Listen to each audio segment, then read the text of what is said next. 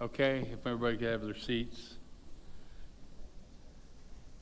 Welcome to the board meeting of June 22nd, 2026. I'd like everybody, if you're able, to rise so we can say the Pledge of Allegiance, please.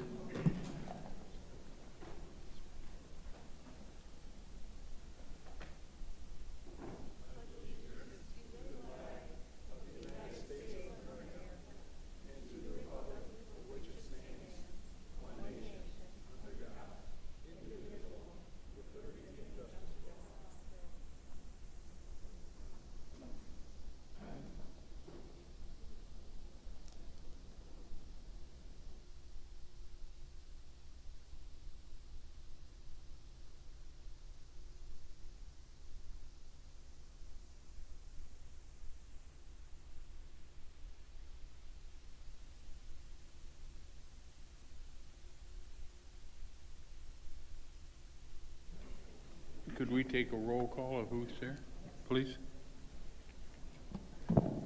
Roll call for attendance. Trustee Daly, not here today. Trustee Dotson. Trustee Guerra. Present.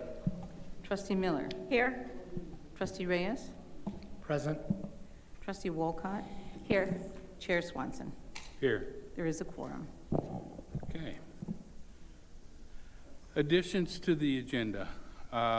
Before we do that, I would like to remove on the recognition of guests, I would like to remove the recognition of Erdine Johnson, and I would like to remove the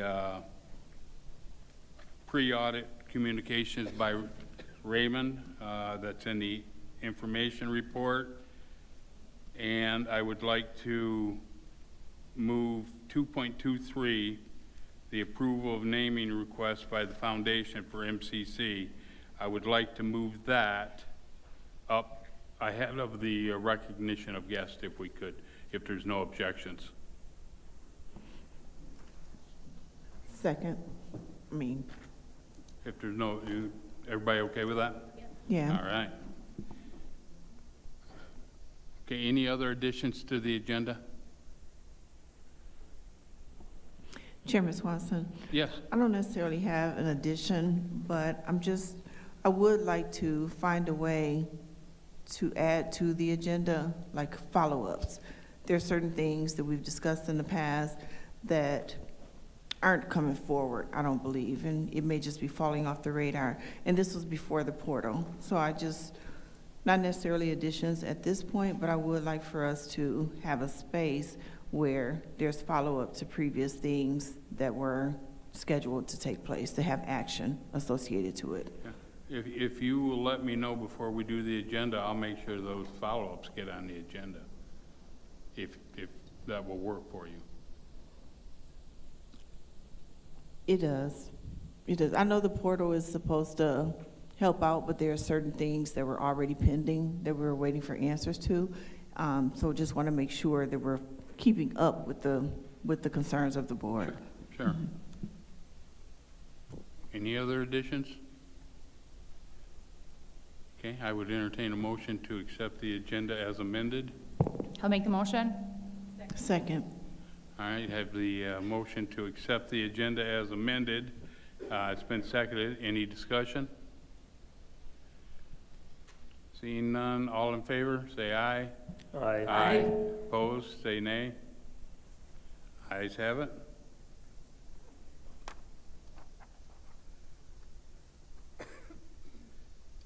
Okay, we're at the naming request. Jordan, are they on Zoom yet? Okay. Shonda, would you like to take this?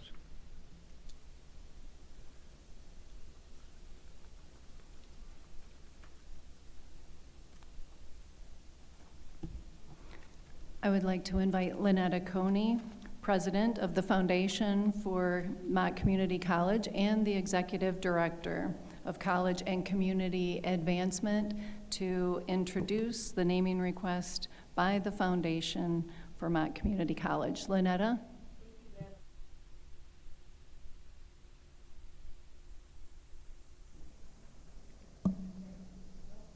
Thank you, Madam President. I'm coming before you today to express the great delight that the foundation has asked me to come before you to say we need to name the practice piano room over in MMB for a very beloved, very talented professor who passed away a couple of months ago. Her name was Andrea Floden.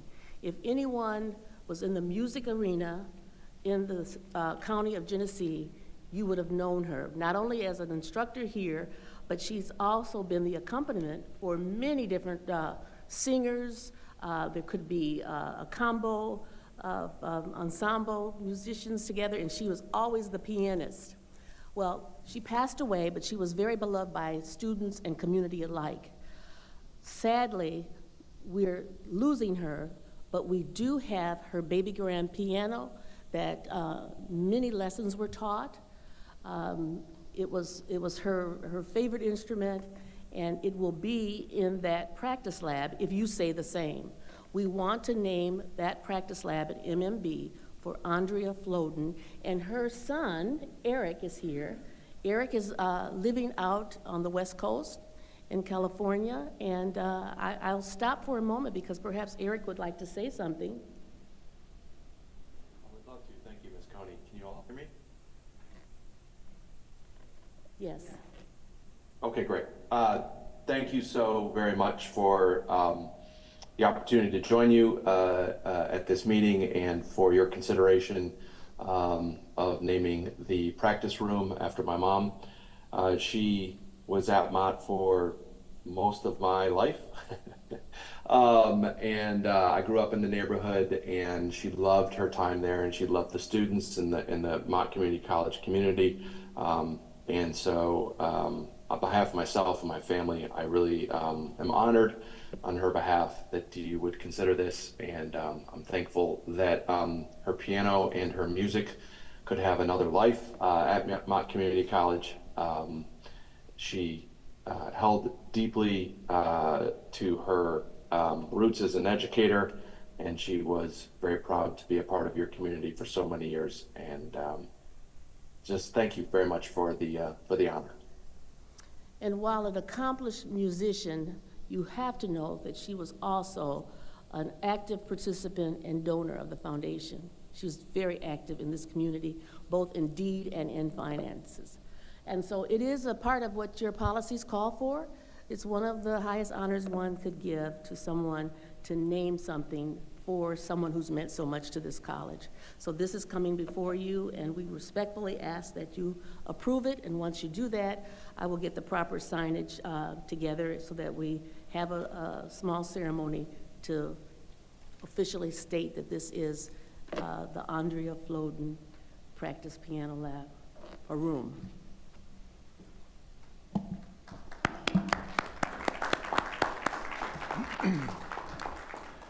Mr. Chair, as we've moved 223 as an action item up to under the recognition of guests, was it still in order to make a motion to comply with the request?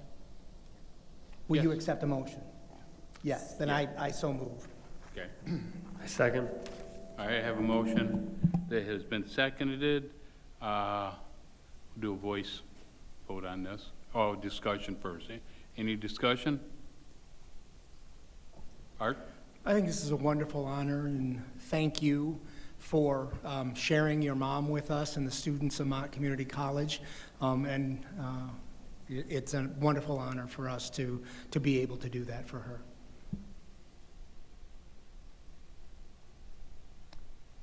Kenyatta? Just want to say it's always an honor to give back to someone who has given so much. So I'm definitely looking forward to the naming on behalf and in honor of your mother. Thank you so much again, like Art mentioned, to share her with us. Thank you. Okay. Any other discussion? Okay, we'll do a voice vote.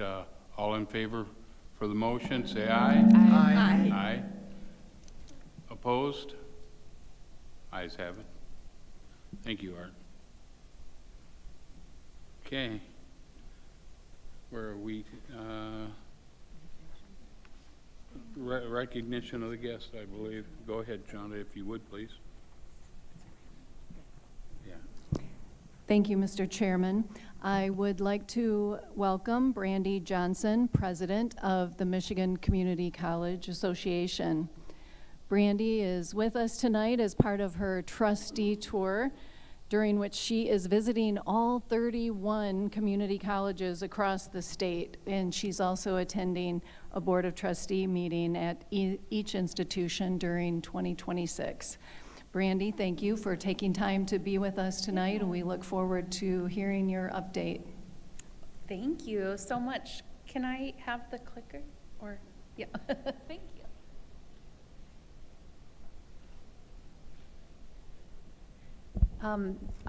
Thank you, Madam President, members of the Board of Trustees. Thanks so much for having me. I'm Brandy Johnson. I'm the president of the Michigan Community College Association, and as President Richardson Snell mentioned, I set my own professional goal this year in 2026 to visit all 31 of our member colleges and attend a board meeting. And so I was reflecting, this is stop number 14. Which then someone said you only have 17 to go, which sounded a lot more when it was said out loud. But it's a privilege and honor to be back here with you this evening. So MCCA is a statewide association that is the unified voice for Michigan's community and tribal colleges, and we really exist to empower you all to lead in the areas of student success, talent development, and community vitality. I'm going to talk about two things. One, but I'll focus most of my remarks on policy, but then mention a couple of things related to student success as well. As an association, we set a legislative agenda each year. And then use that as our talking points for our advocacy efforts, primarily in Lansing, but also in Washington, D.C. So I'm going to tick through our 6 legislative priorities this year and then share where we are on the budget. So first and foremost is to increase operations funding for our 28 public community colleges. Our ask was a 4% increase above and beyond last year's appropriation, and to make that funding ongoing, which is obviously important to the financial stability of our colleges. Priorities 2 and 3 both relate to student financial aid. 2 is to codify the Michigan Achievement Scholarship into law right now, and this is what contains the community college guarantee, making community college tuition free for recent high school graduates. That only lives in boilerplate, and so it's revisited every year in the budget. We want to codify that into state law to help protect it as we move into future administrations and legislative sessions. Third is to expand Michigan Reconnect by lowering the age down to 21 from the current eligibility age of 25. Priority number 4 relates to dual enrollment in early middle college and the financing of those 2 programs. Right now, K-12 school districts bear the full cost of dual enrollment tuition and fees out of the foundation allowance, creating a natural disincentive to shout the benefits of dual enrollment from the rooftops. We are asking the legislature to invest dedicated funding to support, to really reimburse K-12 school districts for what they pay in tuition and fees for dual enrollment. And then 5 and 6 both have to do with infrastructure, to accelerate the pace by which we are authorizing both planning and construction authorizations for capital outlay projects, while also reducing the match that community colleges have to bear. Right now, community colleges have to bring 50% of local match for these projects, whereas universities, our public universities, only have to bring to bear 25%, despite universities have many advantages as it relates to fundraising. And then finally, to dedicate dedicated dollars for infrastructure, technology equipment, deferred maintenance, and safety. This is known as housing for all of our colleges. We really kicked off our advocacy efforts as a unified association back in April at our Capitol Day. Thank you for Mott Community College for not only participating, but by far and away being the most participatory college. You had the largest group, including a large number of students, which is a really powerful way to bring our advocacy efforts to light. You all met, and we collectively met with every single member of the legislature, both the House and the Senate, while we were there, and certainly made our presence known. So thank you for supporting our efforts for Capitol Day. This shows the state appropriation for community colleges over the last 5 or 6 years. You could see we had some really healthy increases during a time when we had a lot of access to federal dollars at the state, but it's leveled off since then. We've only seen modest increases. Operations is a core part of the business model of community colleges. The original business model of community colleges, created 60 years ago, was to have this stable, steady, three-legged stool, with about a third of our funding coming from state appropriation, a third coming from local property tax, and a third coming from tuition and fees. Over time, our stool has become more wobbly, with less emphasis being put on the state appropriation, which now only represents about 22% of our overall efforts. On the right, you'll see our statewide average and how that compares to Mott. As you can see, it's relatively similar to the picture that we see. So you're a pretty typical college in terms of the breakdown between tuition and fee, property tax, and state appropriation. The governor released her budget back in February alongside her State of the State address. We testified in March, and in April, both the House and the Senate put forward their budget recommendations, and we've been a bit at an impasse since then. So it is June 22nd. Technically, the legislature has 8 days to finish the budget according to the July 1st statutory deadline. If you would have asked me last week, I would have felt optimistic that we were going to get a budget before 4th of July, but now I'm not quite as optimistic. But certainly the legislature will attempt to negotiate a final budget in the coming days. Very busy slide. Just want to point out 2 things. The first is related to the intersection between operations and items. So across all 3 budgets, the governor's budget, the House budget, and the Senate budget, the bottom line investments are actually quite similar. They're not very far apart. It's where they put those investments. The Senate puts those investments in operations, which are more flexible dollars for community colleges to use to support operations, whereas the House puts those new investments into items funding or infrastructure. So that is the major difference. But in terms of bottom line, what would come to community colleges, the numbers are pretty similar. And then the 2 things I want to point out on this slide relate to dual enrollment and Michigan Reconnect. Like I mentioned, one of our top priorities now for the 2nd year in a row is to change how we finance dual enrollment. I'm very pleased to say that the governor's office, the House, and the Senate all included very significant investments into reimbursing K-12 school districts for what they put in terms of dual enrollment, with the Senate coming in highest at $60 million. I'm very optimistic that we will accomplish this in this year's budget.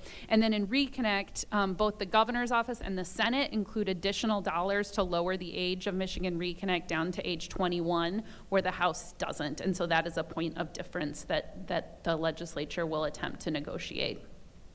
Like I said, most of what we do is state policy, but we certainly make sure that our voices are heard in Washington, D.C. Mott consistently attends the AACC and ACCT Joint National Legislative Summit in Washington, D.C. We were there together in February, where we met with Senators Peters and Slotkin. Speaking of federal policy, one sort of the biggest development coming out of Washington, D.C. was the emergence of Workforce Pell. Workforce Pell is an extension of the federal Pell Grant program, which is financial aid for low-income students.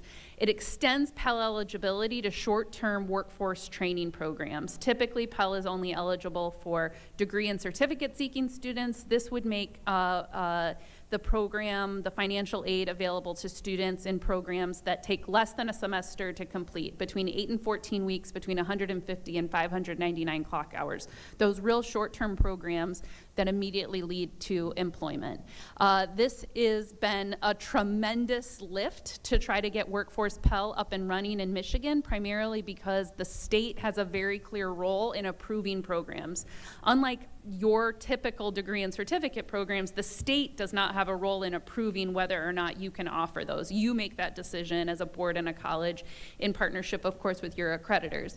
But with Workforce Pell, the federal law requires that the state of Michigan have a role, and I have they have developed a process for approving programs. The programs need to demonstrate that they have clear labor market value, that they lead to a job that's high wage, high demand, or high growth. They have a lot of reporting related to it. It's a bit of a lift.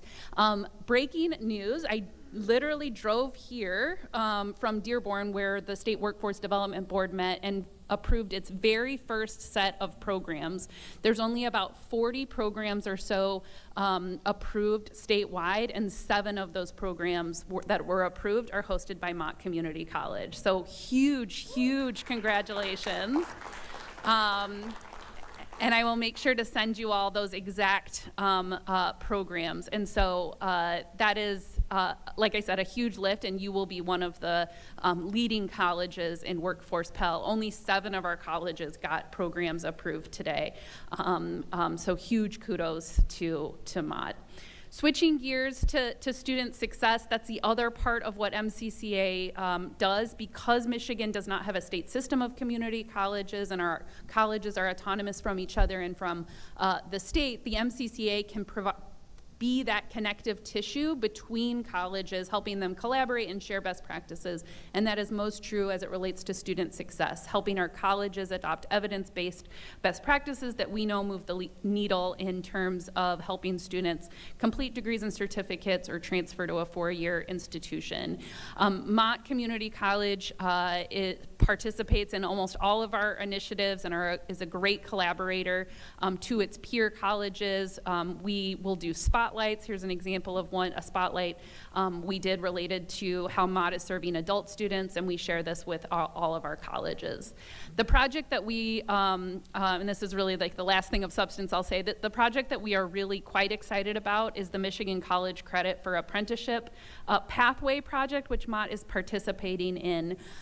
Basically, this has been in the works for now almost 2 years. We are working with the Michigan Building Trades Council and 14 different labor unions in the skilled trades, and having their apprenticeship programs evaluated for what they would be in terms of college credit. And then working with colleges to award that credit as credit for prior learning and help individuals that are journey workers that have completed registered apprenticeship programs to just take a couple more classes to be able to get an associate degree. So just last week, we were together in Livonia at Schoolcraft College, where we signed the first articulation agreement with the bricklayers. We have many more to go. But lo and behold, many of these registered apprenticeships are indeed very, very rigorous learning and are worth upwards of 45 plus college credits. Typically, an individual would then need to take about 15 more college credits at the college to be able to get an associate degree. But creating the consistency amongst our colleges is a really powerful evidence of our ability to collaborate with each other, and again, to meet students where they are and recognize that military experience, work experience, and experience through registered apprenticeships is indeed college level learning. We host a leadership academy to help support staff at colleges advance in their careers. Again, Mott Community College participates in our leadership academy, and they have 3 fellows in the program right now. In fact, they are all up in Escanaba at their leadership academy meeting as we speak. encourage trustees to stay connected through MCCA by subscribing to our newsletters. We do a board report every Monday morning, and then a twice a month edition called Inside Story. We also convene trustees regularly to help network with each other. And as we look ahead for the rest of the year, we will be together at our summer conference at the end of July on Mackinac Island. And then just wanted to point out two things. One, I know I will just reinforce, I'm preaching to the choir, but you all do a great job at participating with ACCT. The Leadership Congress is in Chicago this year. It will probably never be closer than that, and so it would be a really good conference for trustees to attend.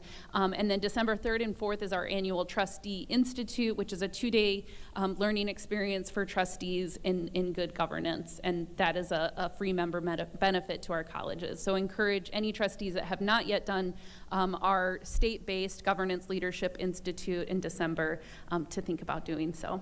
So thank you so much for your time. I really appreciate the ability to be here. This is my professional development. Listening to you all wrestle with issues and hear what is top of mind helped me be a better advocate for you, particularly in Lansing. Happy to answer any questions, and thank you for your time.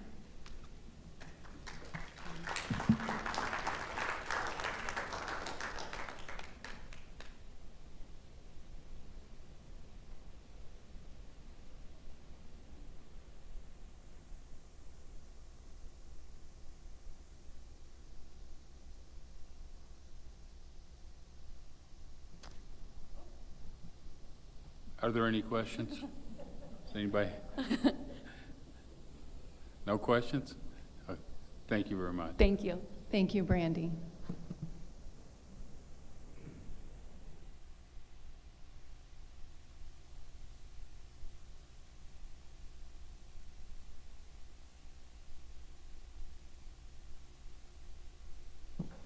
Okay, I think we're at communications.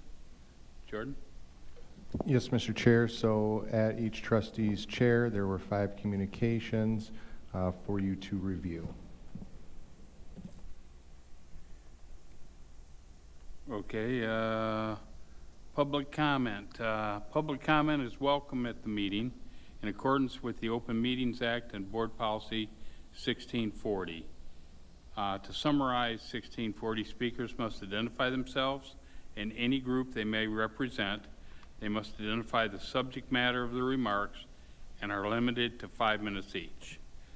Now tonight, we will be holding a public hearing on Mott's proposed 26-27 operating budget, which is set for later on in this agenda. If you would like to comment on the budget, please do so during that part of the agenda, please. And in order to give every speaker a fair chance, remarks are 5 minutes, limited to 5 minutes. If you go long, I'll politely ask you to wrap up your remarks. Speech that is inappropriate or defamatory will be deemed to be disruptive, and the speaker can be removed from the meeting if the disruptive conduct continues. Personal attacks, name-calling, and unsubstantiated charges of wrongdoing will be deemed inappropriate and defamatory when directed toward an individual. I ask that the members of the audience please be polite as well. Refrain from disruptive behavior, such as making remarks while somebody's speaking, interrupting the business of the board, or trying to engage members of the board in dialogue during the board meeting. So with that being said, Jordan, any public comments? Yes, Mr. Chair. The first comment has been submitted by Aaron Garrix of Flint on the topic of April minutes concern and other items.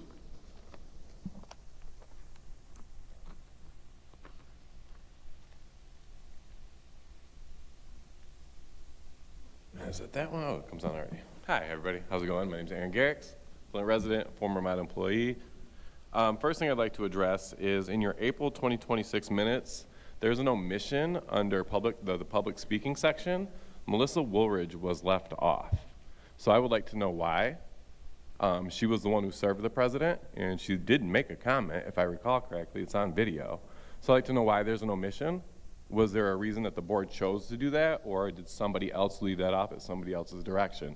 I think that might be great for your follow-up, Ms. Dotson. I'll follow up with that next month, don't worry. So I'm requesting the board to follow and look into that. April 2026, Melissa Woolridge was left off the public comment section. I'd like to know if that's legal also. Who did that and whether or not that was on purpose? Who directed that? I think that's fair for everybody to know. Melissa would have been here, but she's working right now. Second thing, I'd like to congratulate the new Deputy Chief of Staff. I forget her name. She was also introduced in April or May last month, I don't recall. That position I heard was eliminated in favor of the Associate Chief of Staff position. So it's kind of weird that you guys hired a new Deputy Chief of Staff. So that's something you might want to look into also. Next thing, I'm the one who filed a federal court case for my EEOC charge of discrimination. Discovery for that is July 17th. That will be public information after that date. The college should have all my correspondences. The college should have all the same information I'm going to submit. So you might want to ask your employee if they have that information. 4, they say I was voluntarily terminated. Funny thing is, I filed unemployment, was denied, fought it. An administrative judge saw that the college practiced deceptive behavior when trying to get me to sign an addendum when I was under contract through June 30th, 2026. Again, your employee should have all that information available. And I'm not sure, I think Kendall Williams is the college's legal attorney, right? Litigator, they're the legal. You might want to ask who Gregory Mayer is, M-A-I-R, because he's been representing the college in the correspondence with me in my case. So I'd like to thank you guys for your time. Have a beautiful day.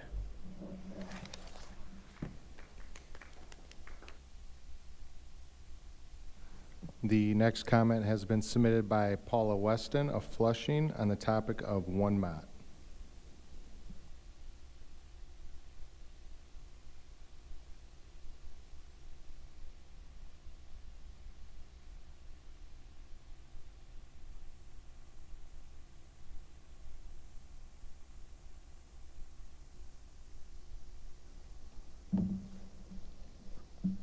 Hello, everyone. So hi, I'm Paula Weston. I think all of you know me. I teach English here at Mott Community College, and full disclosure, I am the Arts and Humanities representative for the faculty union, and I also live in Mott's district. But I'm here as a faculty member tonight, okay? I'm not speaking on anyone's behalf but my own. So,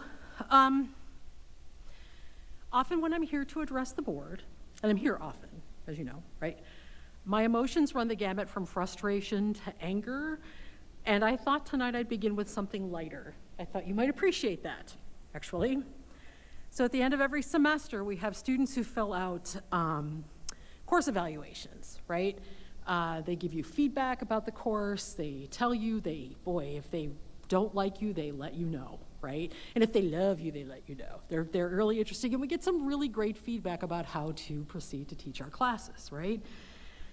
One of the questions on the course evaluation is open-ended, and it asks students to provide a suggestion for how the course could be improved, right? How could the teaching be improved? At the end of winter semester, I got this. I don't have any suggestions. I really enjoyed taking this course only because of Professor Weston. She was the shining star in the sucking void that is the subject of English. I'm sorry, every time I read that, I get a little, it's like one of my favorite comments that I've ever received. It's just, so I think this might humanize me a bit more for you. I strive to humanize the faculty for you when I'm here speaking. I don't always succeed in doing that, although that is something that I try to do. And again, I'm not speaking on behalf of the faculty. I don't have that, that's not what I'm doing here tonight. But I can tell you that I know what the climate is here on campus, right, among the faculty, and it's not good. It's just not good, right? And, you know, I started teaching when I was 23 years old. I started teaching college-level English when I was 23 years old. That was at Fredonia State, which is a SUNY school, State University of New York, where my beloved alma mater, Fredonia State, where I have my 2 undergraduate degrees and my master's degree. And then I moved on to Ohio State, and please, don't. I was miserable there. You're probably all very happy about that, right? Not really miserable, but it wasn't my best experience. But from there, I moved on to Columbus State Community College, where I learned to love teaching community college English. I love community college students. And then I'm here, right? Last month, I turned 62 years old, which is a really, really hard thing to say out loud. But I figure the more I say it out loud, it's like therapy, right? But that gives you an idea of how long I have been doing this, I hope. You get that. I mean, it's not that hard to do that math, even for an English major like me. It's 4 decades that I have been teaching college-level English at different institutions, almost all exclusively at public institutions, and I'm really proud of that. In the time that I have been teaching, I have seen administrations and faculty butt heads many times. Boards and faculty, boards and administrations. I think it's just what we do, right?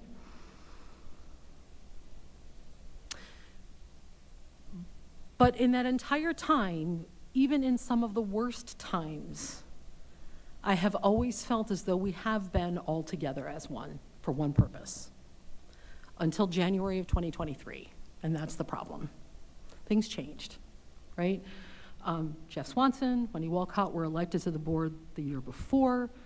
I'm not picking on you, I promise. This is just how this works. And then Sue Couch was on the board, and Andy Everman, you might remember him, was on the board. Things changed. It felt like there was some sort of coalition that happened that was political in ways that I hadn't seen before at any institution in all of my decades of teaching. And one of the first things that happened early in that year was that board said that we needed to address problems at Mott. There were problems at Mott. There were things that needed to change. And to this day, I still don't know what those are, right? At all. Like, what were the problems that needed to change? I appreciate that the voters in Mott's district elected the people that they did. All of you, I appreciate that, right? And I appreciate that we work, you work, we work for everybody in our district. But I still would like to know what changed, and I would like to feel as a faculty member as though I and my colleagues are not part of the problem, because that's what it feels like right now on our campus. You may not understand that, you may not know that, but that is what it feels like. It feels like every time we speak to the board, it feels like an exercise in futility. It does. You know, we came before you for 2 years to ask for many things, and we're ignored. And we don't know what the agenda of the board is. What is that change? And I think at the very least, this board owes it to the faculty and to employees to articulate that change. Remember, I'm your shining star. That's what she said in her evaluation, or he said in their evaluation. Thanks.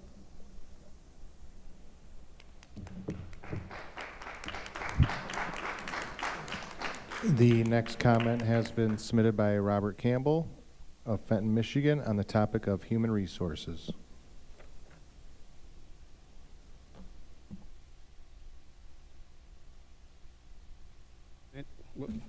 Born in Flint, lives in Fenton.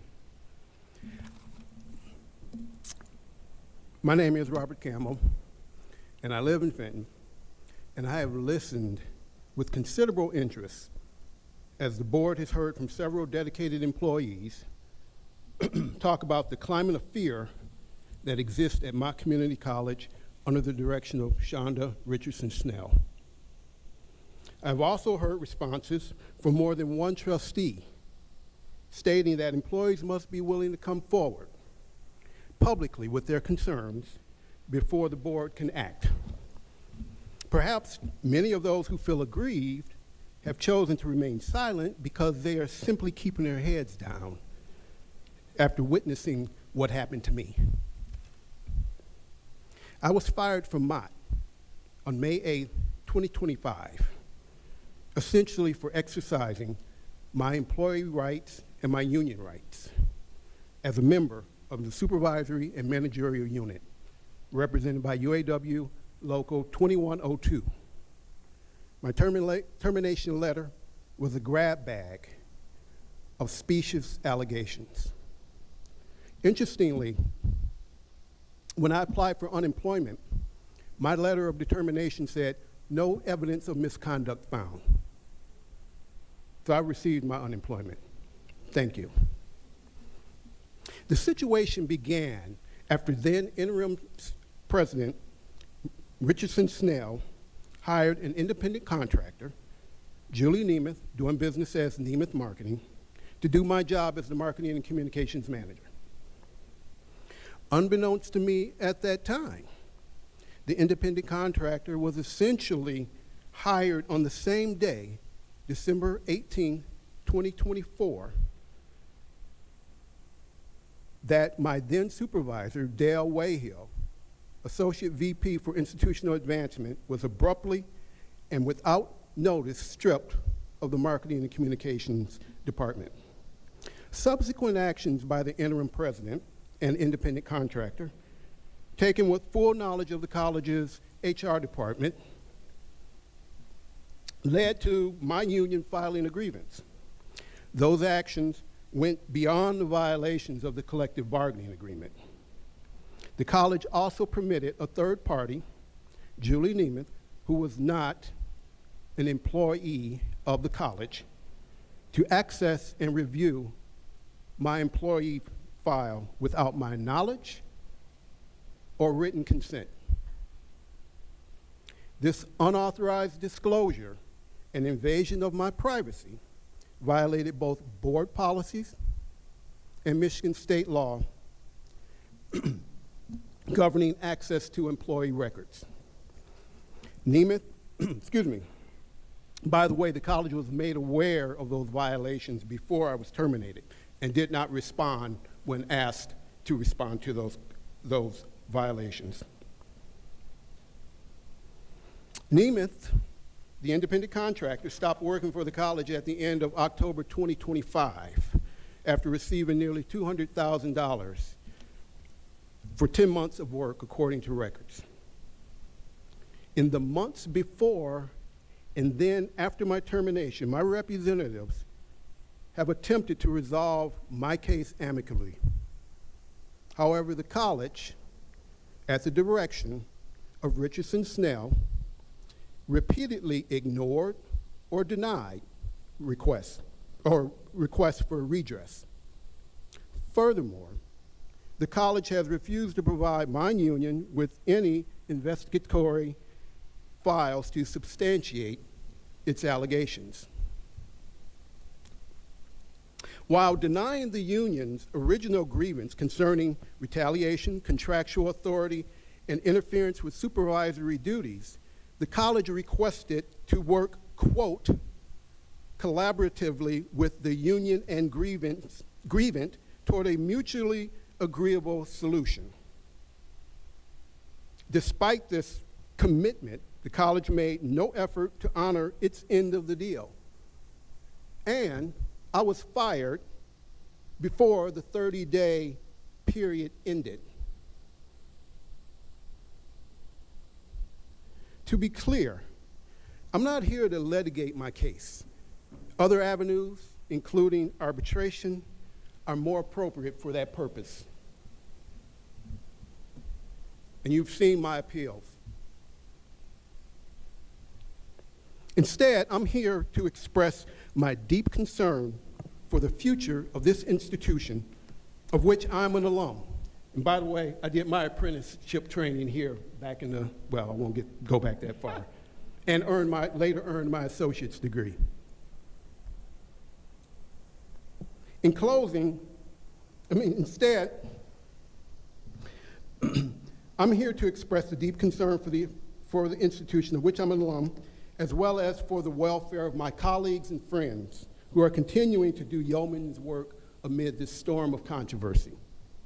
In closing, to the trustees who are committed and thoughtful, I say, you want proof? You have it. So I urge you to act now to address these wrongdoings and to prevent future violations. Thank you.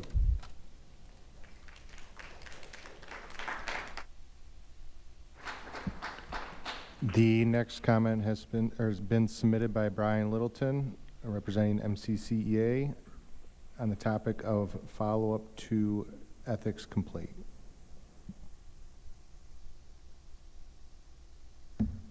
So I will make this quick as possible. Brian Littleton, representing the faculty union, Mott Community College Education Association, so representing our dedicated faculty of over 200 members here, including full-time and part-time members. I want to briefly address the board as relates to the ethics complaint that was filed on behalf of the union and the response that was given. I will give Mr. DeWitt and the lawyers at Mott a very good job in terms of putting that document together and providing the response. However, there are some concerns I have with the response, as I do not believe it adequately addressed some of the concerns that we had with the initial complaint. And so one of the things that concerns me with this complaint is when we filed the complaint dealt with the nature of Mr. Chair Swanson's testimony in arbitration. And that was sworn testimony that we did give during arbitration. I testified as well as Chair Swanson. This is no attack on Chair Swanson, just so everybody knows. But that's what the issue was. It was not dealing with the actual arbitration itself. And so the ruling and the award, which again was nicely polished document that came out to the board in a press release, that did not address the issue. That was looking at the final outcome of the arbitration award to use that as justification that there was false testimony given. False testimony was given because I will provide some questions that look at this. One of the issues that came up, we handed the document of the board minutes at the arbitration hearing. And at that time, Chair Swanson was specifically asked specific questions to ask regarding those particular minutes. There were other, and so those, and that's where, at that point, the denial came. It had nothing to do with the award. The union is understanding we accept the award as it is, that it was given, and what the arbitrator ruled. That is what that is. But that is a separate issue from what initially goes back to the false testimony.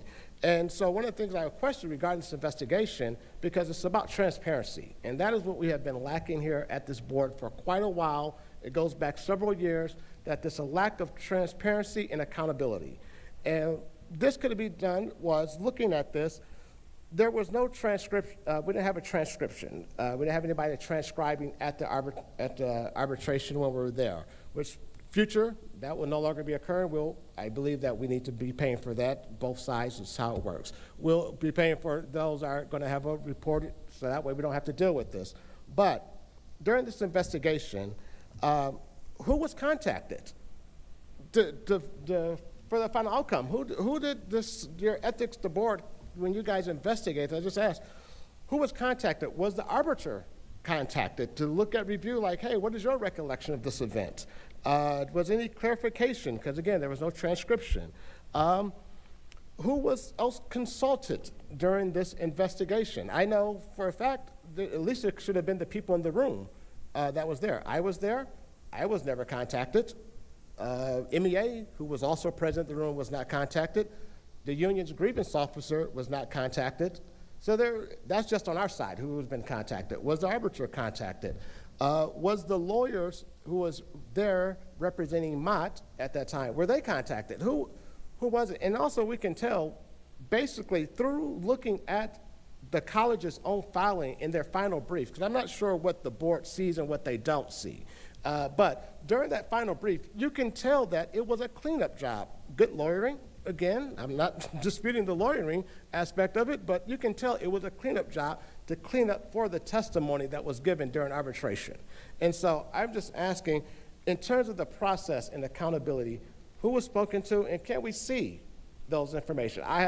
Just so you know, I have filed a Freedom of Information Act to request those documents of how this investigation was done. I would like to see it, and let's make it public. We should no longer hide behind, these processes. This ought to be public information.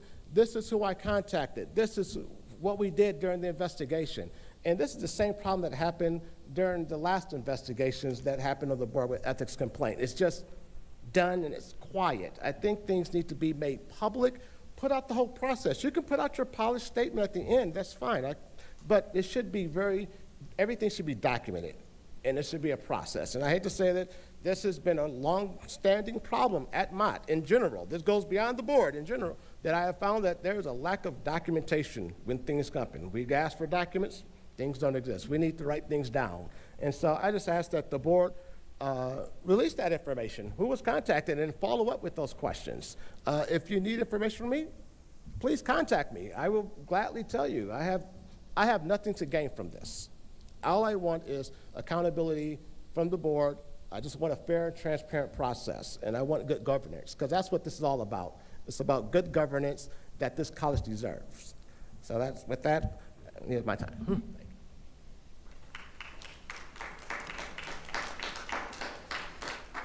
The next comment has been submitted by Paul Jordan of Flint, Michigan, on the topic of policy.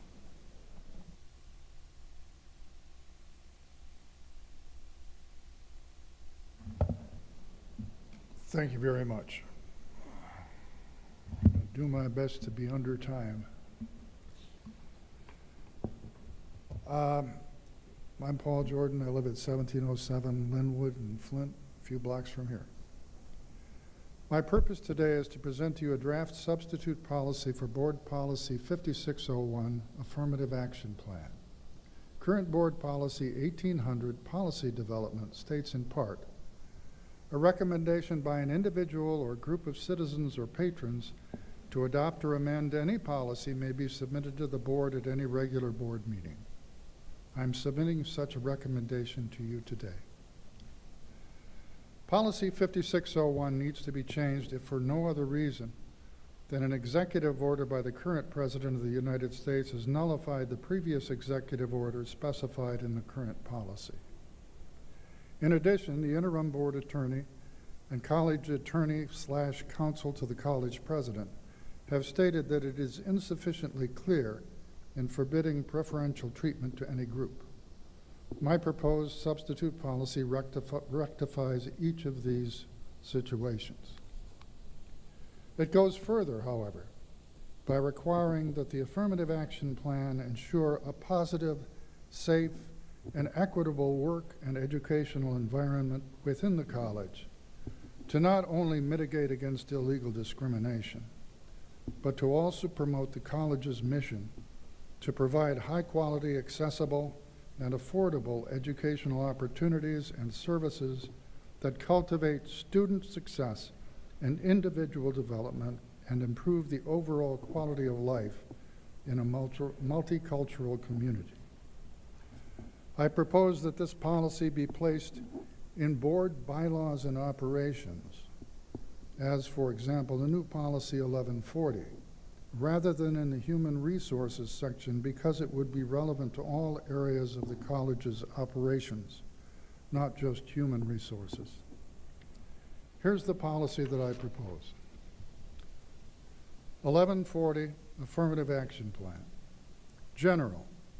The board will adopt and maintain an affirmative action plan that is in compliance with state and federal laws, including the federal and state constitutions, and in furtherance of the college's stated mission. Affirmative action refers to the collective measures taken to eliminate discrimination and provide equal opportunity in compliance with applicable laws and regulations and in furtherance of the college's mission. Providing preferential treatment to any person or group is not and shall not be part of the college's affirmative action plan or its practices. This plan shall promote equal educational opportunities, social opportunities, and safety for all students, and equal employment opportunities for qualified individuals throughout the organization and to applicants for employment. Furthermore, in furtherance of the college's mission, the plan shall promote student and staff populations that are similar to the demographics of the college's service area, equity, mutual understanding, respect, and safety for all groups and people associated with Mott Community College. This plan will be continually reviewed, updated, and subject to annual reapproval by the board. The college president will be responsible for diligently executing the affirmative action plan, assessing its success, and, along with the board, recommending improvements to it. Thank you for your time and attention. And since I've got 55 whole seconds left, thank you very much for honoring Andrea the way you have tonight and ensuring that she'll be, as much as she was a part of the college for decades, that she'll remain part of the college, even in her absence. Thank you.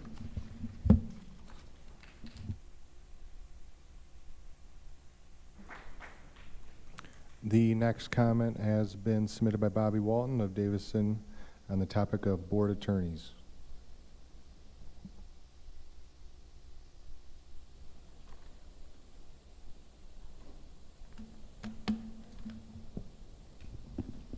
Thank you so much.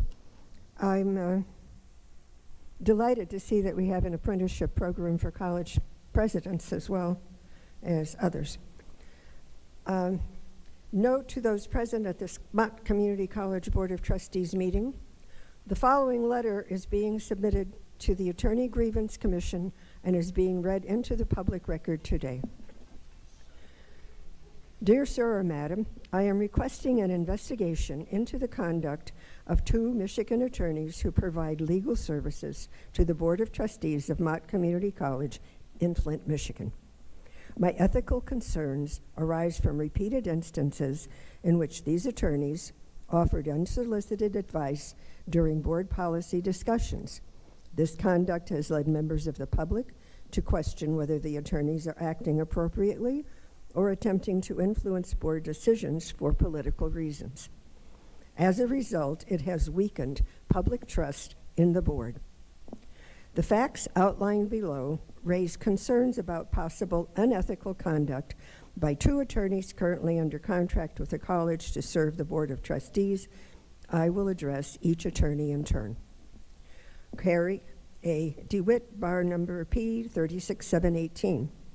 Carrie DeWitt was originally contracted to draft an employment contract for the incoming president of the college. He has since been contracted to serve as interim board attorney and now provides legal advice and counsel to the board. DeWitt has guided the board toward decisions that were judged to be illegal by 2 former board attorneys. And I'm going to repeat that. These were judged to be illegal by 2 former board attorneys, one of whom resigned and one who was ostensibly fired before he could resign. He has not maintained a neutral stance between the opposing positions of 2 board factions regarding the legality of hiring the current college president. Instead, he has actively supported actions that those former attorneys concluded were illegal. Diane Cotter, bar number P60483. Diane Cotter has been working as a temporary employee through a staffing agency contracted with the college. Her role is described as recording secretary and parliamentarian, but she also provides legal advice to the board. Prior to assuming this role, Cotter had served as the private attorney for 3 board members. She also had a personal relationship with the incoming college president. She was hired without following the college's own bylaws, and she has remained in this role for more than a year. Additionally, before being hired, she made financial contribution to the campaign of one board member. Concerns regarding both attorneys. These facts have led me to question whether both attorneys are aligned with the board faction that fired or caused the resignation of the two previous board attorneys who had concluded that the board majority used an illegal process to hire the current college president. Neither DeWitt nor Cotter has supported objections from board members who argued that both of these positions should have been filled through a competitive hiring process as required by Mott Community College's bylaws. Although the board faction involved in these actions may bear primary responsibility for these decisions, attorneys who serve the board carry an independent duty to act ethically, maintain impartiality, and uphold the law. I do not believe that duty has been fulfilled in either case. I respectfully request that the Commission open a formal investigation into the conduct of both Carrie DeWitt and Diane Cotter. A timeline outlining the history of both attorneys' relationship with the board and the college is enclosed. Sincerely. And there are several people who will be signing this letter along with me. And thank you for listening. That would conclude public comment.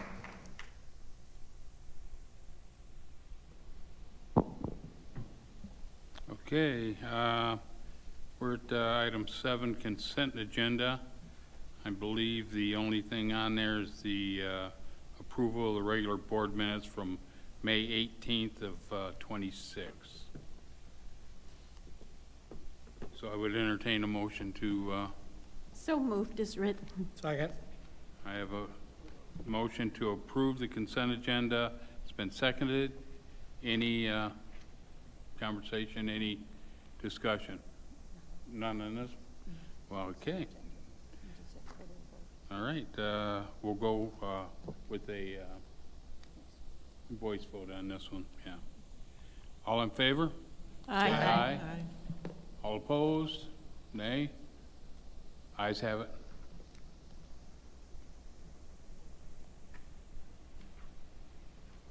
Okay, you passing out? All right, we have the approval of the minutes for the closed session from May 18th.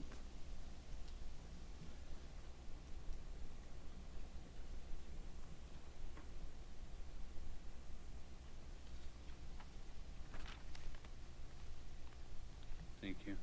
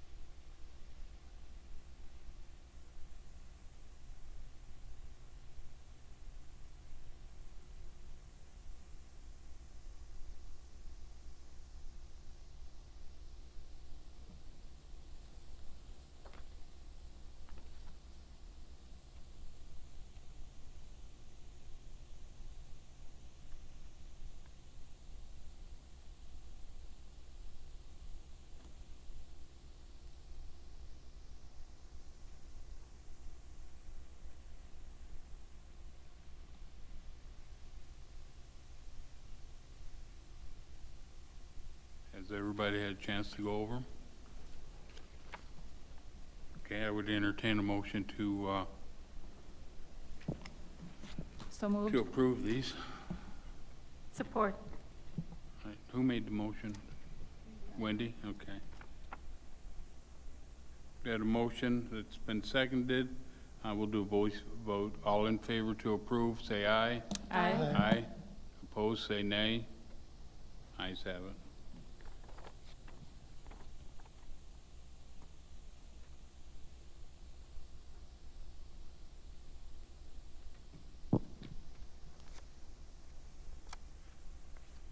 Okay, we're at the informational reports. I'd like to remind the board the best practices concerning the informational reports should not be voted on, they should not be approved or accepted, including the treasurer's report. So with that, the treasurer's report. Larry?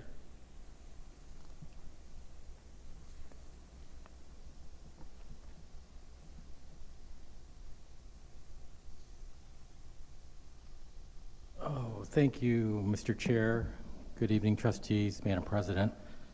The May Treasurer's Report for 2026, I'll go through this briefly. Spending summary, general fund was about 10.7 million. All other funds, 13.2 million. Total expenditures, about 23.99 million. Revenue highlights, May revenue and transfers totaled about 3.3 million. Year-to-date credit and non-credit tuition revenues continued to outpace the actuals from 2024, 25, and 23, 24 fiscal years. Expenditures, May expenditures total 10.7. The variance of 1.7 million higher than the prior year is primarily attributed to a timing difference of recording bad debt allowance within the operations and communications category. All other expense categories are comparable. On the balance sheet, total assets 43.3 million, reflecting an increase of 3.4 million from last May. Significant changes include a $1.6 million increase in short-term investments, an increase in accounts receivable related to higher fall enrollment. Liabilities, accrued payroll and related liabilities increased by $2 million, largely due to the required GASB adjustment for sick pay liability. Unearned revenue is up 1.2 million compared to the prior year, and this is driven by the fall 26 enrollment growth. And as requested, the summary of May external legal expenses total 93,925 between the Office of the President and Board of Trustees. That's my treasurer's report. Any questions? Yes, Art? A couple.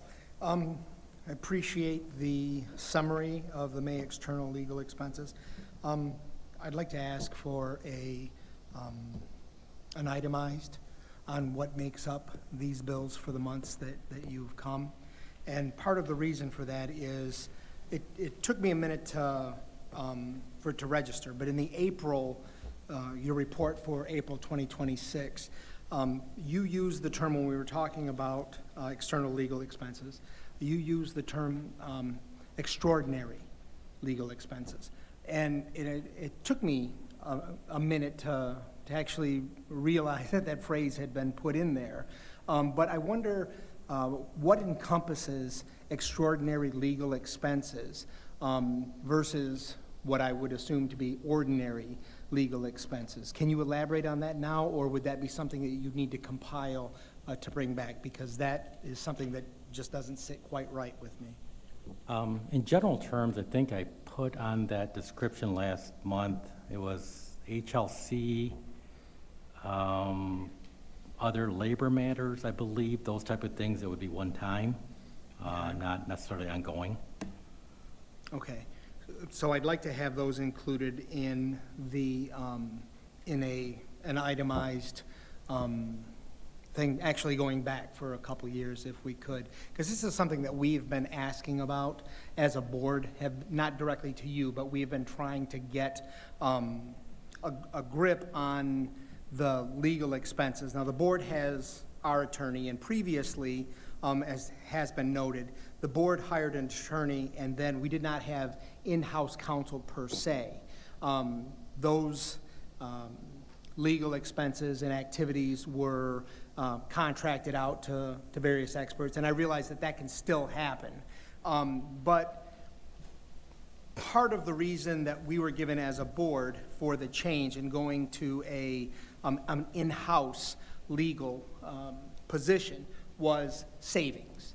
And I would like to see if there has been a realization of the savings, how that savings has occurred, and if not, what is it that, I'd like to be able to compare the expenses. going back. And like I said, it's something that the board has been asking for. And if it's not something that you could answer now, I would like to possibly get that when we can. Yeah, I don't think I have the information in front of me to be able to do that right now, but that would be through the president, obviously, to get, to have that done. Well, Mr. Chair, I would ask that be done, and if necessary, I would make a motion to that effect to We can make sure that happens, okay, thank you. right? Correct? Yeah. No, he said that one. You would like a motion for that?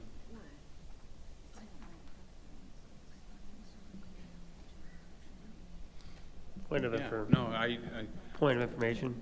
yeah. To your point, are you trying to see like a breakdown similar to like the other examples of here, like in the rest of the treasurer's report where it says line by line? That Yes. breakdown. Yes, 'Cause I thought because that- there are things that we have spent money on that, would be under broader bullet points, but what's involved in those bullet points? I mean, just as an example, it was brought up under public comment, the contract when we hired our president from interim to from acting to regular position. There would be legal expenses that would be involved in the negotiation of the contracts and things of that nature. There are line items that I'm hoping would be, for lack of a better word, uncovered. Not that they're covered, but would be made more evident rather than just under broader bullet points. Yeah, and I think it's similar to what we had already voted on previously for having We just this. haven't seen it. Yeah, And so I'm asking that it be done. Yeah, and I think just the treasurer's report, I don't see an issue. I don't think we need a motion for it. I think that's, Well, it depends on how detailed I think if it's very detailed, we probably should make a motion for it and vote on it. But as far as, a general breakdown, I don't see a problem getting that done, Art. I'm looking for detail. So, and I'm prepared to make a motion if that is something that you That would be the best way to go. Okay, well then I would make a motion that the board compel or direct the president to direct the CFO to provide a detailed expense list of legal expenses for the board attorney for the last 2 years, and then the in-house expenses as well. And I am looking specifically also to, again, we were told that hiring an in-house attorney is going to make us realize a certain amount of savings. I would like to see that. So I would ask for detailed legal expenses for the last 2 years. Can I get a second? Second. Okay. We've had a motion, it's been seconded. Yes. Discussion. Any discussion? Okay.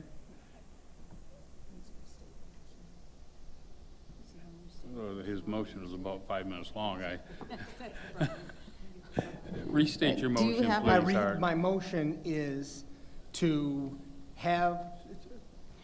direct the president, to direct the CFO, to provide to us a breakdown of a breakdown of all legal expenses for the last 2 years for the board attorneys as well as the in-house attorney. Okay. Did you get that?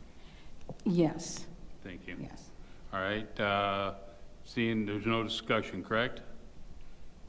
Motion's already been seconded. Absolutely. Last month, there was a detailed breakdown provided that showed the last 2 years, 3 years of legal expenses, both general administrative, extraordinary administrative, which are unforeseen legal actions taken by faculty union as well as by others related to the HLC complaint, those are not general administrative expenses. So that breakdown was provided last month. Is that the level, is that the breakdown that you are looking for? There was also a breakdown of board general administrative, board general legal fees and board fees related to the lawsuits, the arbitrations, and those are extraordinary items that are not typical general legal expenses. So we did provide that breakdown for 3 years last month. Is that the breakdown that you're seeking? Because we can continue to do that every month. Well, I would like a continuation of that Okay. level, but that's not what I'm talking about. I'm talking about getting into as much detail as possible with regards to every item that is facing us, both ordinary and extraordinary. And thank you for the explanation of the difference. It was, You're welcome. you know,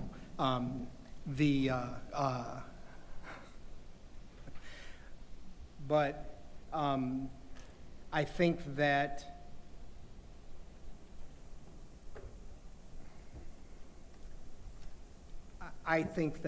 I'm talking about greater detail than that. So. Art, is that something that we could get together with the president and Larry to get exactly what you want on those reports? Yeah, that would be fine, but the issue that I have is that a couple of months ago I had brought up some questions that I had regarding hiring practices and what I saw as trends in happening with temporary employees versus full-time employees, and there were no. We got some answers, but I wanted follow-up. So going through the portal, I listed several questions. Have received the automatic response that your email has been received, but no further information regarding that.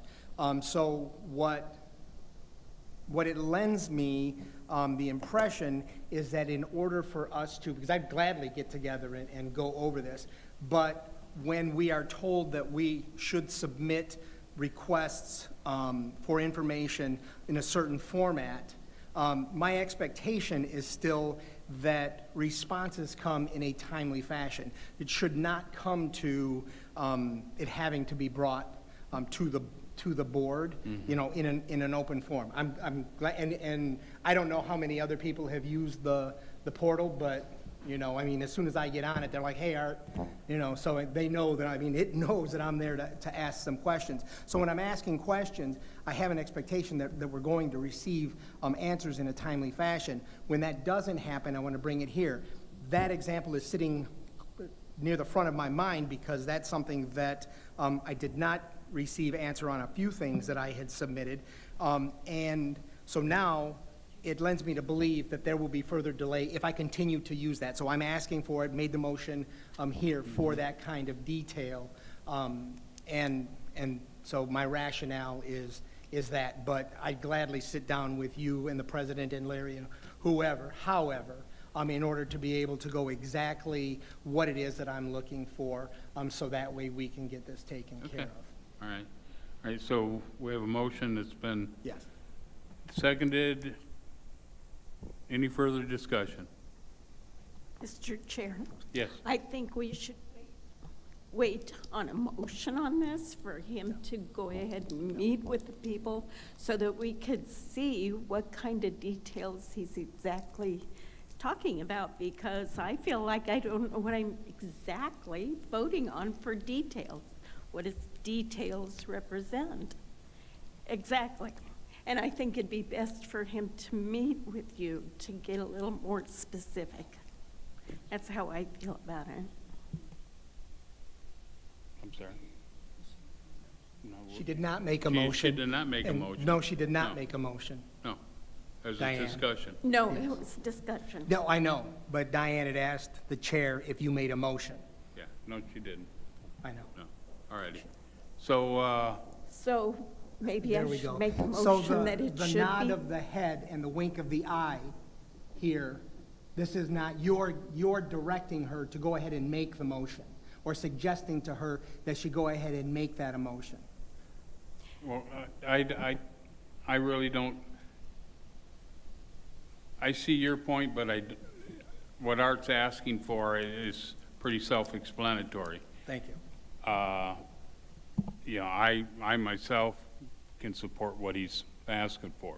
So, if you want to make a motion, but I'm fine with what Art did on this, so. All right, let's do any more discussion? Okay, let's do a roll call vote, please.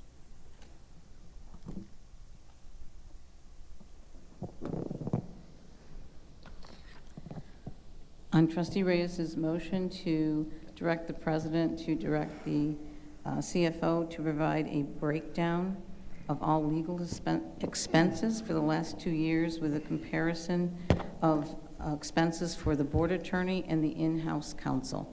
Is that properly stated? Yes. Roll call vote on that motion. Trustee Reyes. Aye. Trustee Guerra. Yes. Trustee Miller. Pass. Trustee Dotson. Yes.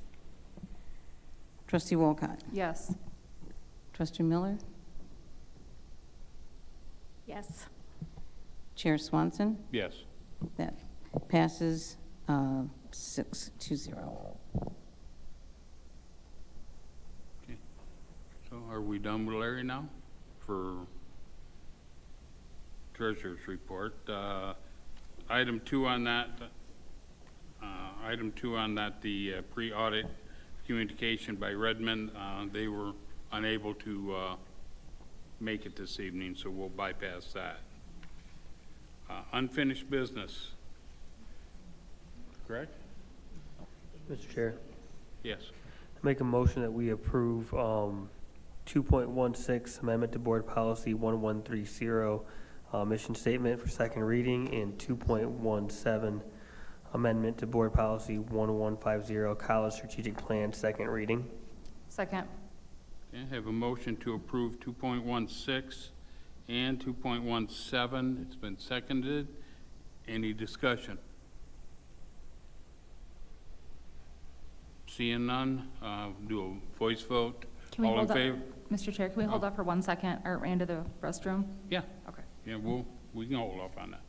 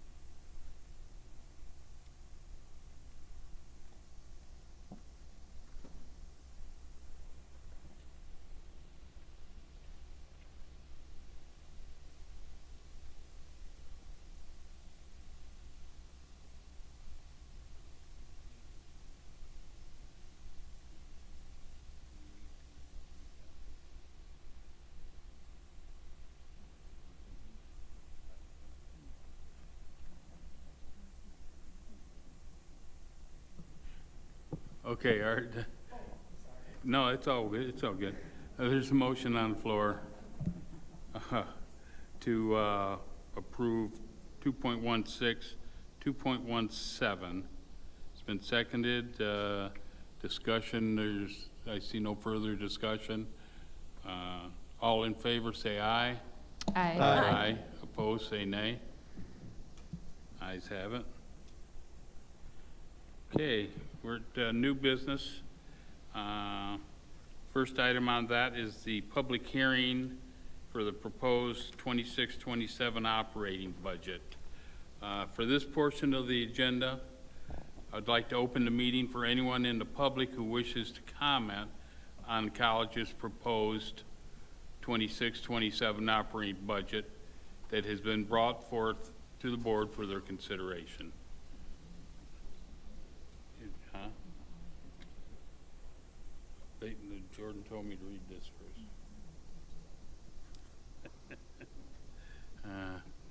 So, is there any public comment on the proposed budget? Seeing none? Larry, could you help us out here?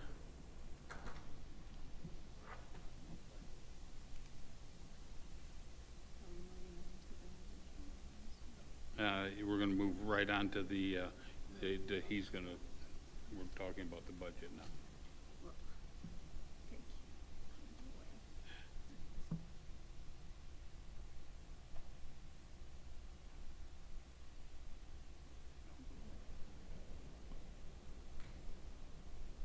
We good? Yeah. Okay. Next slide, please. Good evening, trustees. Each June, the college is required through the State Uniform Budgeting Act and Board Policy 3100 to bring forth a final current year operating budget and a balanced original budget for the upcoming fiscal year. Next slide, please. The college budgeting process involves a number of college staff and 4 months to prepare. And it begins in March with the release of the individual budgets, with March, April being the time for cost center manager meetings, followed by the compilation of the changes, revisions by accounting and CFAO, and then shared with the president and EC prior to recommendation to the board in June. Next slide, please. Nicole and I met with each of the cost center managers to offer assistance in the budget process, offer guidance when asked questions, and answer any questions that people may have. We conducted these meetings from March 14th through May 6th. During these meetings, we also reviewed with each cost center manager the requests or budgetary needs on implementing the strategic plan goals and to provide us with a wish list type of minor one-time remodel projects and equipment. This helps us ensure that our budget is comprehensive, incorporating the strategic plan of the college and inclusive of all or of non-major facilities projects. Next slide, please. At tonight's board meeting, there will be 3 budget items presented for consideration and approval. They are the final 25-26 budget, the college millage authorization for the 26 year, both operating in debt, and then the original 26-27 budget. Next slide, please. The final budget for the current year is based on actuals through May and estimates based on historical trends and other facts and circumstances that are known. In the revenue transfer area, the most significant change from the February amended budget is the tuition and fees decrease due to the lessened budgeted summer enrollment. Other state aid increased by $270,000 due to the MIPSR's offset, an increase in our investment income, grants and other, and the elimination of the $4.275 million transfer in from future funding due to the net overall better than budget projections. Next slide, please. As for expenditures, the most significant changes from February amended budget are in the areas of salaries and fringes, mainly due to the reoccurring condition of filling less positions than originally budgeted, a net reduction across all divisions of approximately $768,000 in contracted services, a reduction of $365,000 in materials and supplies, a $323,000 increase in licenses offset by a reduction in the contingency, and a $3.1 million reduction in operations and communications. This is due to the over-recognition of what I've referred to before as SBITA, S-B-I-T-A, and that's the subscription-based information technology arrangement. So this is a GASB requirement, and the timing difference that we had, or the recognition difference, is the budget versus what was actually expended. So we had over-budgeted that. Then the $209,000 increase in transfers, which is from the transfer to the rainy day fund, which was underfunded by $200,000, according to board policy. Of the roughly $1.5 million surplus, $0.9 million will be used to supplement the newly created 26-27 incentive pool for all college employees tied to the KPI metrics in the current strategic plan. The total eligible amount will be determined by mid-September and cannot exceed $1.3 million in total compensation for the college. Next slide, please. Finally, the 25-26 budget is the college reserves or savings, which has two components. The first, those are required by board policy and savings from past budgets that are unallocated, including the sale of the Livingston property. Next slide, please. If there's no questions, I will move on to the 26-27 budget. Next slide. In addition to the State of Michigan Uniform Budgeting and Accounting Act of 1978, there are 4 board policies governing our original budgeting process. They are 3100 on budget adoption, 3920 and 3930 on financial stability and reserves, and 5100 on total employee compensation. Also, maintaining flexibility, conservatism, and having a balanced approach is recognized. Next slide, please. The college relies on 3 primary sources of funding: tuition, and keep in mind this includes Pell Grants, direct loans, state grants, scholarships, and cash-paying students, local property taxes, and state aid. The other category is a combination of auxiliary revenues, investment earnings, foundation for Mott Community College contributions, and fees for services in our business and health science areas. This also includes our transfer from future funding from past HERF savings, which is the Higher Education Emergency Relief Fund, the stimulus money that we received that we were able to retain. And as you can see, we are much more reliant on enrollment than we were 25 years ago. Next slide, please. The college's second largest source of operational funding comes from the local property taxes, which are levied through a millage to all non-exempted properties within the Genesee County or Genesee Intermediate School District boundaries. We receive both an operational millage as well as a debt service millage. The operational millage has 2 components: a charter perpetual, which is 1.2947 mils, and a voted operating of 0.6152 for a total of 1.9099 mils. These rates are both rolled back to the Headley Amendment from the original 1.400 and 0.6410 mils. Next slide, please. The college does not charge enough in tuition to cover the yearly operating costs and relies on local property tax funding and state of Michigan appropriations as subsidies, which combined is currently at 50% of our available operating revenues. This is compared to a high of 62% in 2002 and most recently a low of 44% in 2014. As these subsidies lessen, it causes a greater burden on tuition to balance our budget. Next slide, please. The Board of Trustees has authorized the college to have 466 full-time positions at the discretion of the president. The college currently has 430.71 planned for the current year, leaving 35.29 available. Next slide, please. In addition to the board limitation on the number of full-time positions authorized, Board Policy 5100 also limits the total compensation percentage to 77% of the total operating budget. Since there are many instances where there are temporary and or contracted workers used for part-time, ongoing, or fill-in types of work, they are included in the total when calculating this percentage. For the 25-26 budget, the college's W-2 employees, or regular employees, wages and benefits total 71%, and the temporary contracted total 5%, for a combined 76%, which is below the 77% required by the policy. Next slide, please. The 26-27 revenue budget is presented with the changes from the 25-26 final budget. The highlights are the tuition and fees increase from projected increases in enrollment and tuition rate increases, inflationary property tax increase assumption, no anticipated operating increase from the state of Michigan, a minor increase in the Ballinger Trust income, a decrease in investment earnings compared to the prior year, and a $2.525 million increase in transfer from the future funding to fund all open positions at the initial budget, which is always done each year. Next slide, please. The 26-27 expenditure budget highlights compared to the 25-26 final budget include a $4.2 million increase in salaries and wages, which is a result of the across-the-board increase and restoration of the open position pool. A $1.3 million increase in fringe benefits is also there for the same reasons. Obviously, fringes are tied to salaries. A $256,000 increase in contracted services related to the strategic plan and athletics transportation.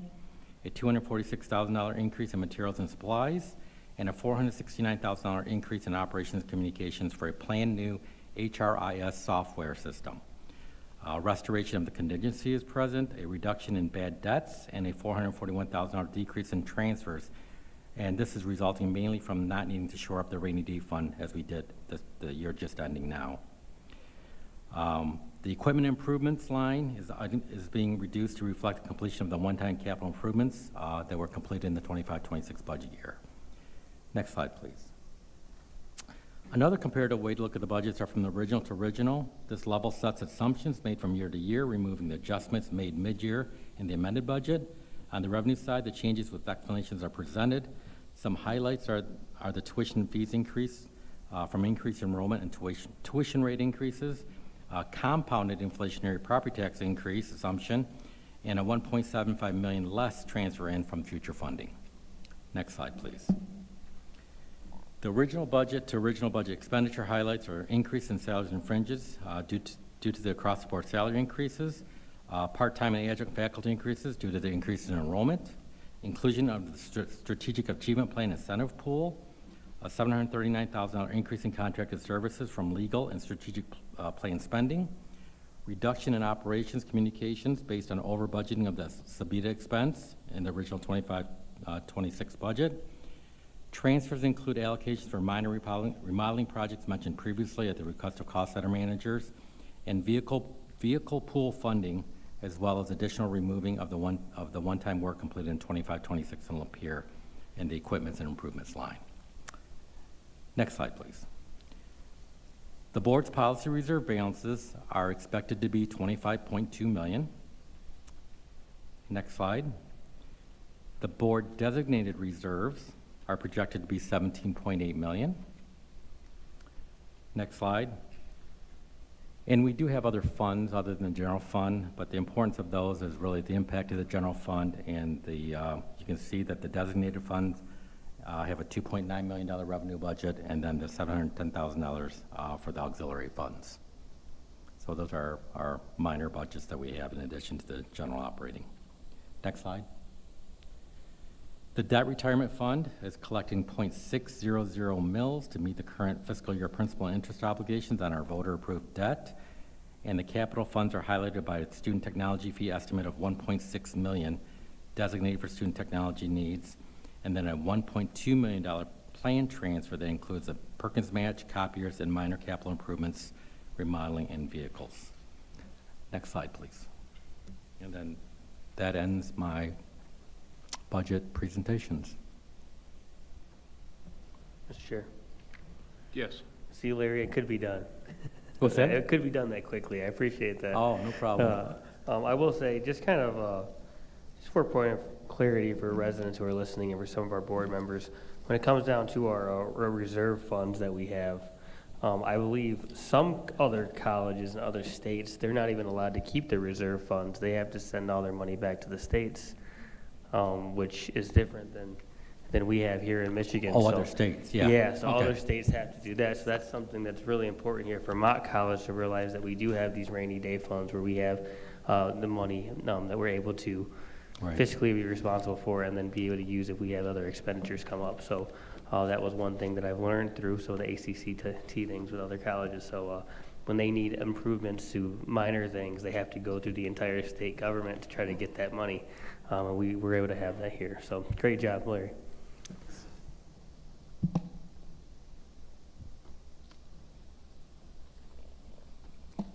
Art? Larry, thank you for laying this out in the manner in which you do. You know, it really helps with explaining it to us. You're obviously the financial or the accounting professional, but as a layperson, I find myself being able to understand the way that you lay it out, and then also realizing that this is the original budget and that you do come back to us with amendments as we see what performance occurs through. Right. So, thank you. Mhm. If there's no more questions, I do want to recognize Nicole.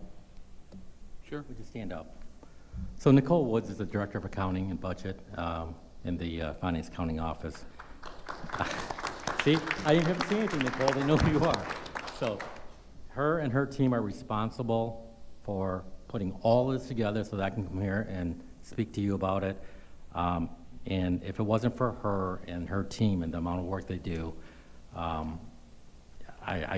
we would be in a much different position. So thank you, Nicole, so much. Thank you, Nicole. Thank you, Larry. Okay. Any other questions of Larry or? Okay. All right, let's move on to 2.19, the approval of the 25-26 final budget proposal. Mr. Chair, Yes. make a motion to approve. Second. Have a motion to approve the 25-26 final budget's been seconded. Any discussion? All in favor, say aye. Aye. Opposed, Aye. say nay. Approved. All right, 2.20. Mr. Chair, Yes. make a motion to approve 2.20, the adoption of property tax millage rates for 2026 to 2027. Support. I have a motion to approve adoption of the property tax millage rates for 26-27. Been seconded. Any discussion? Seeing none, all in favor? Aye. Aye. Aye. Opposed? Ayes have it. Mr. Chair, Santino? I make a motion to approve 2.21, the 2026 to 2027 initial budget for adoption. Second. Have a motion to adopt the 26-27 initial budget for adoption. It's been seconded. Any discussion? All in favor, say aye. Aye. Aye. Opposed? Ayes have it. Mr. Chair, Yes, sir. I make a motion to approve 2.22, the amendment of resolution to submit millage renewal to voters. Second. Have a motion to approve the amendment to the resolution to submit millage renewal to voters. Been seconded. Any discussion? Yes, Art. Last time we looked at this, we proposed a change in the millage renewal proposition, and it was going to be changed if it was legal to do so. Was that change made? It was legal, and it was made as the board directed. The direction I received from the board was that I would check to satisfy myself, and I did so the next day, that it was legal to adopt the change shall the previously voter-approved increases was the language. So that is legal, and that is what is before the board for, as I understand it, was approved subject to my review. So it was already approved. Yeah, I just didn't have the last month's verbiage, so I just wanted to make sure. Thank you. Any other discussion? Questions? All in favor? Aye. Aye. Aye. Opposed? Ayes have it.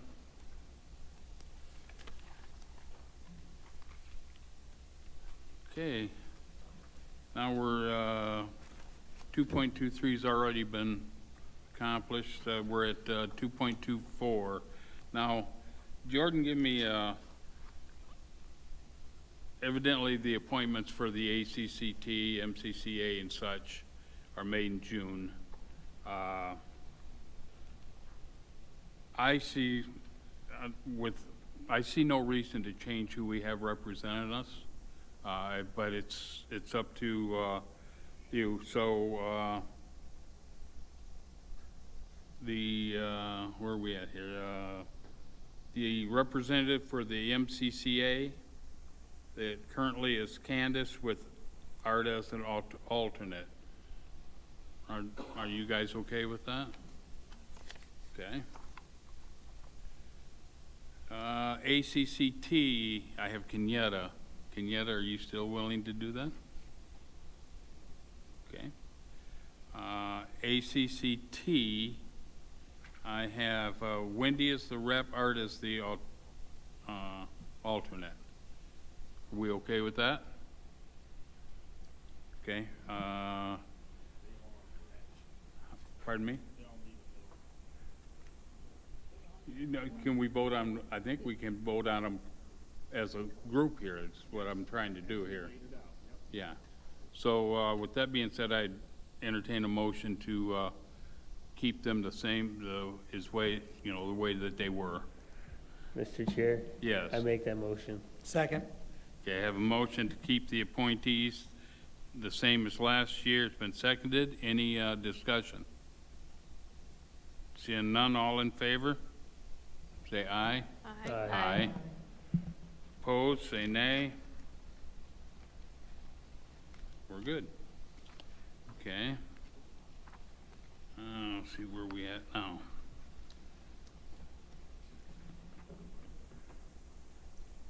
Schedule for the meetings for next year. Is that in the information? Okay. I would entertain a motion to approve the regular meeting schedule for next year.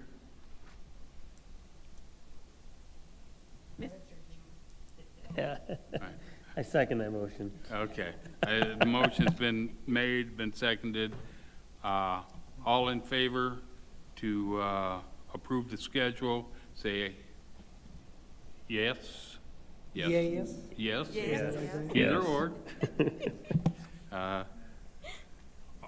All in favor, say aye. How about that? Aye, there we go. Opposed, say no. All right, that passed. Now, 2.28, celebrating the 250th Independence Day. Candace? Mr. Chair, I approve of this, and I'd like to have that resolution passed. So I make a motion. Was this passed out ahead of time? Yes, it was. And Jordan, could you read that for us, the resolution? If it's seconded, I can read it. Mr. Chair, I and then second have that a motion. discussion. Huh? I second that motion. Yeah. We don't need to read it then, correct? Or do you want it read? You might as well. Might as well, go right ahead. All right, so the resolution that was, or motion to be approved by Trustee Miller, seconded by Santino Guerra.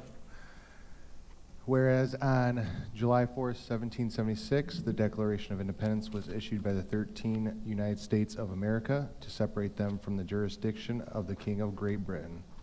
Whereas the founding principles of the new nation were clearly stated in the Declaration, we hold these truths to be self-evident that all men are created equal, that they are endowed by their Creator with certain unalienable rights, that among these are life, liberty, and the pursuit of happiness.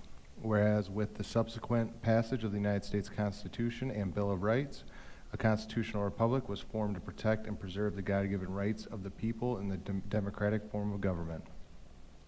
Whereas 250 years later, the United States of America has become the strong, prosperous leader of the free world, still standing for liberty, equality, and justice. Whereas the success of the nation lies in its founding principles as well as the efforts and sacrifices of the many men and women who have worked not only to preserve the nation, but to advance and perfect its ideals for the betterment of its citizens. Whereas it is appropriate for Mott Community College to celebrate the 250th anniversary of the founding of the United States of America and to honor those intrepid men and women who have contributed so much into preserving, strengthening, and improving our nation. Whereas Congress established a nonpartisan commission, America 250, to commemorate the nation's semi-quincentennial through localized celebrations and patriotic activities throughout 2026. Whereas one of the purposes of higher education is to promote good citizenship. Whereas student participation in an activity celebrating America would be maximized after the beginning of the 2026 fall semester.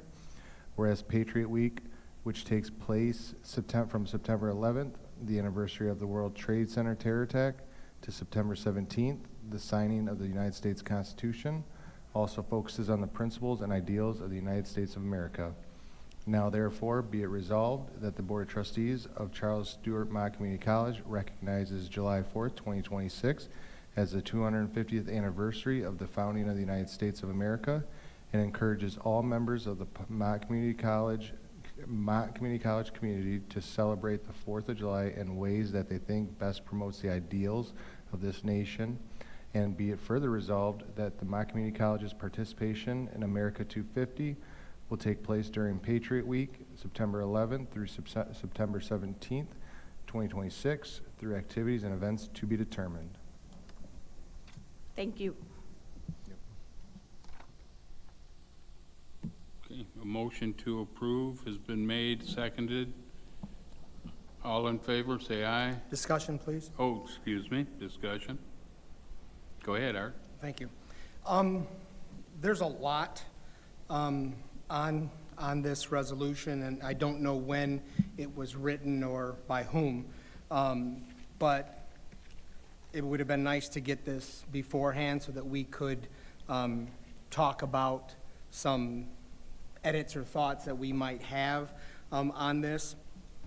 It was a bipartisan commission that Congress established in 2016 called America 250. It has, and I'm all for that. Okay, I should not have to, but I will defend my patriotism. I served in the United States Army. I fly my flag. I do not allow anyone to disparage, harm, or even treat slightly disrespectful the flag of the United States of America. I vowed that I would give up to my life for that. The term of my taking that oath never expires. So my patriotism, I just want to lay that out there, okay? I love this country, but I do not love what has become of some of the things that are associated with the America 250.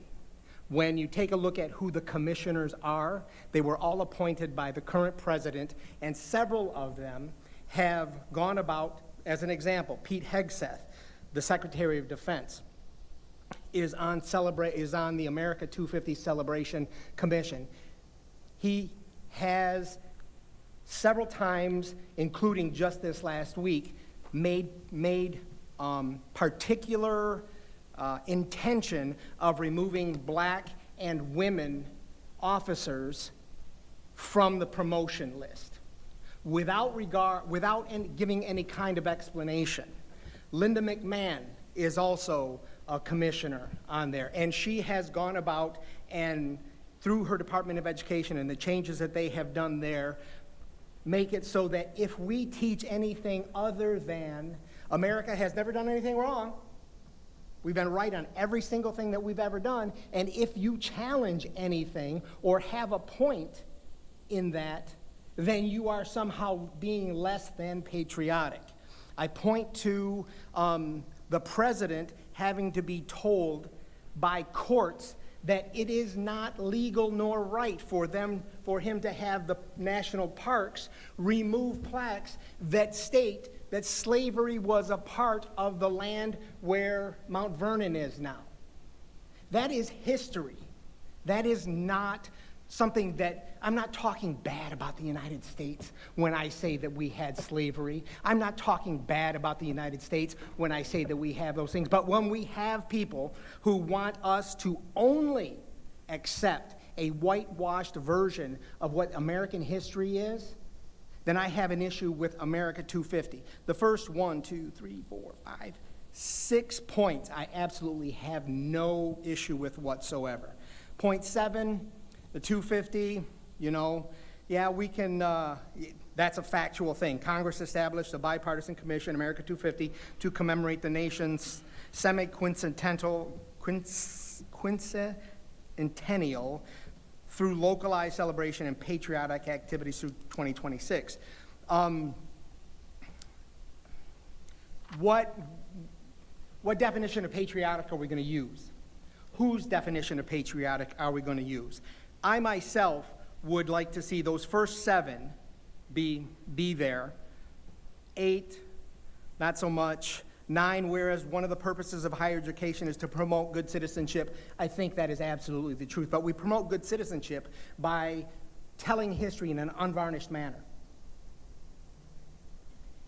So, and pushing civic education as well. So I like that one. Student participation in activities celebrating America would be maximized after the beginning of the 2026 fall semester.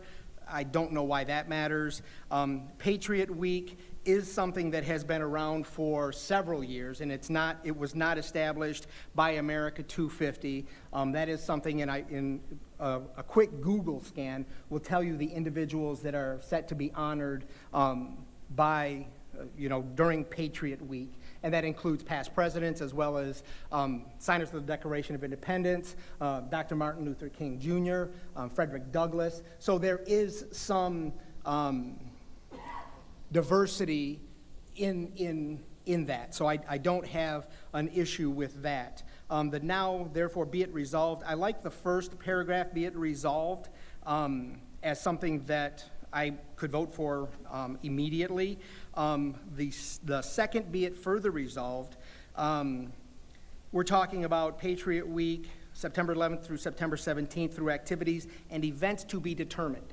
To be determined by whom, on what timetable. So that's something that I think that we have time to revisit, because we're going to have a few meetings prior to Patriot Week. That we could, a couple of meetings anyway, that we could revisit, and a schedule of events if Mott is to be a sponsor of those events. Otherwise, there's no reason for us to vote yea or nay on a resolution if we are not going to be active participants in doing events for that. So again, I would have liked to have seen this before now, because rather than just saying no, no, no, which I'm not in the habit of doing, I try to offer alternatives. I don't point out a problem without trying to forward a solution. But given the short time frame that we have, 1 through 7, 9, I think are good. And the first, be it resolved, I can support. Those others, I cannot support at this time.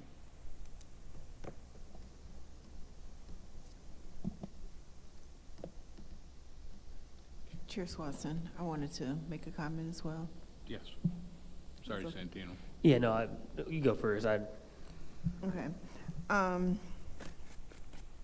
Not only would I, as one part of this board, would have liked to have seen this, but to have a conversation about it would have been really nice. As I'm looking at 4, whereas 250 years later, the United States of America has become the strong, prosperous leader of the free world, still standing for liberty, equality, and justice.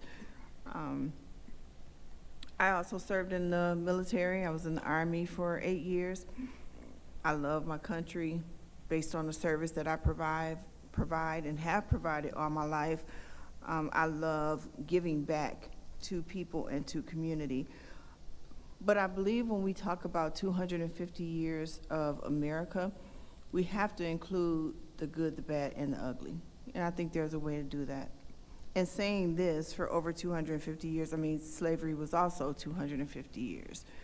So if we think about still standing for liberty, equality, and justice, I think it's hard to say this when we don't acknowledge that we're also in America who have learned from and continue to learn from some of our past challenges and past mistakes. I think we have to say that in some kind of way in this particular document.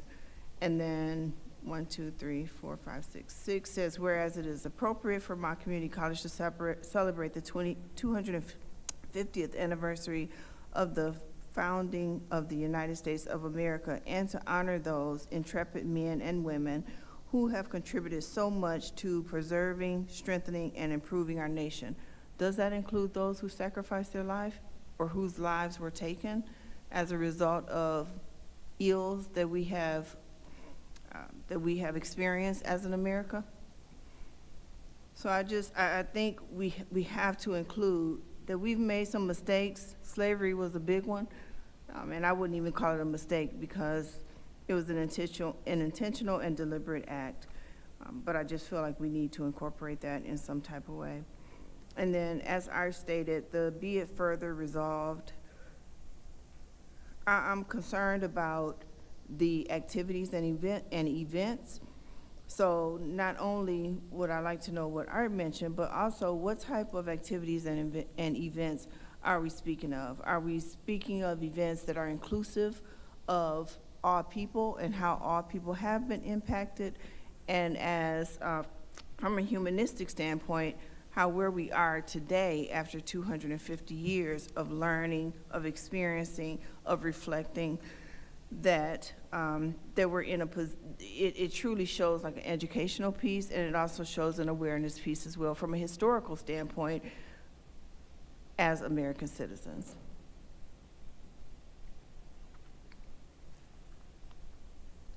Anything further?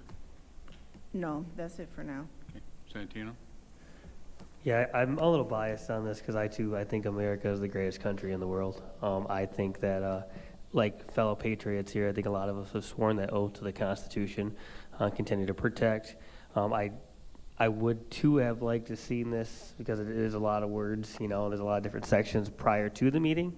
So I would like to learn the history of the resolution. But I think when we speak about America's greatness, we have to as society and acknowledge that we have not always been a perfect country. We still are not a perfect country, and we have to continue to grow, because what's right today, even in our eyes, might not be right in the future. So I think it's important to know that as well. So I don't have a problem supporting this resolution because I think that it accompanies, you know, the greatness of America and the overall ideals we have for being patriots here. But I would like to know if there is additions or changes that can be made that would help it get passed today. I think that would be great. If it has to get postponed we have a whole year, right? We're going all the way till July is coming up. We don't have a meeting for the 4th of July, so I understand the timeliness in that part. But the ending part where we're talking about Patriots Week in September, we have more time to address those. So if there's a way that we could get the history of why this resolution got brought, I'd like to hear it. If not, that's my opinion on it overall. Okay. I believe we have one board meeting before Patriots Week, correct? Is that what? Okay. Yeah. Is there any other comments? Art? Yeah. I agree with what Santino said, which is why when I went through with my remarks, the only thing that I took out and said that I can't support are the things that are currently being played politics. And that, you know, I just see too much politicization of it. I, you know, have always viewed the difference, you know, we'll talk about in conversations with people, they say, you know, I love America, and refuse to acknowledge that anything bad has ever happened. And I have always responded, and I could be wrong with that. I said, no, you're infatuated with America. Because when I fell in love with my wife, there was nothing that she could do wrong, say wrong, whatever. As my feelings for her grew into love, I love her for who she is. She loves me for who I am, blemishes and all. You know, nobody's going to get convinced that I still have black hair, all black hair. You know, nobody's going to be convinced that the scars that I have are not there, the faults that I have are not there. And a refusal to acknowledge those diminishes the feeling when you say, I love something. I love America for all she is, for all she was, and for all we aspire to be. I fight on a daily basis to try to ensure that our democracy, as it is, and I know we're a representative republic, I mean, you know, I know all the nuances there, but that our democracy and the idea, the experiment of America continues on. I mean, my wife and I are having a 250th party for my kids and grandkids. We got them all matching shirts, and we got all the decorations, the red, white, and blue for the backyard and the pools. Everything is all set. We're just waiting on a day that all of them can gather. Because I remember 1976, the enthusiasm that we had, for the 200th year. And again, I was 10 years old, so I don't know all of the politics and all of the things that may or may not have been going on in the adult world. And as an adult now, I see those things, and they bother me. But I will not diminish the enthusiasm that my grandchildren can experience in the experiment of America. I could move to Mexico and never be a Mexican. I could move to France and never be a Frenchman. But people who are welcome to this country, and our immigration laws are just, don't even get me started on that. But when people come to America, they can become American. And they come for everything that not only what they idealize, but who we are and who we were. So I want the politics taken out of this thing. I want us to celebrate the 250th. I want Mott to have activities, but I want to know what they are. And if we haven't planned them, then don't bring a half plan to us. But I want to know those things. What I cannot support is the politics here. But I absolutely support the celebration of the 250th anniversary of the birth of this great nation. Kenyatta? Thank you. Thank you, Art and Santino. I totally agree. I mean, we are all Americans. Sometimes it doesn't feel like that because of things that we experience throughout our great nation. But we are truly all Americans. And at the bottom where it says that these activities and events will be determined, I personally don't want to be caught off guard with the events and activities. And I want the activities and events to be inclusive of all. I wanted to celebrate all that we are as Americans. I don't want it to come off as one-sided. And I also want it to be a celebration. But in that celebration, we can't ignore our history. We cannot ignore our collective history over the past 250 years. So, I mean, it's not a bad thing to admit that there's been we had some wrongs throughout our history, and we continue to try to right those wrongs. We continue to try to turn those things upside down as an American people. So I won't be able, unless we are able to make some changes, I won't be able to approve this personally as one voice here, because I really want this to be representative of all that we bring. And that could be just a one-liner, but somehow we need to acknowledge, I say atrocities, but it doesn't have to be like that hardcore, but we do need to acknowledge our collective history. Mr. Chair. Oh, I'm sorry. Did you want to say something? No, I don't want to interrupt Well, you. I was going to. Go ahead. Yeah. I, like Santino, would like to get this passed. Are there any amendments that would help it move in the direction of being passed today? I also have a question. Yes. One thing is, could someone explain to me or give me some clarification as to what the new nation is? It says the founding principles of the new nation.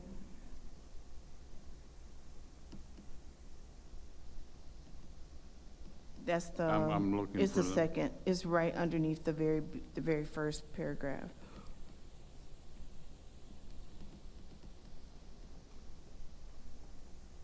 Oh, okay.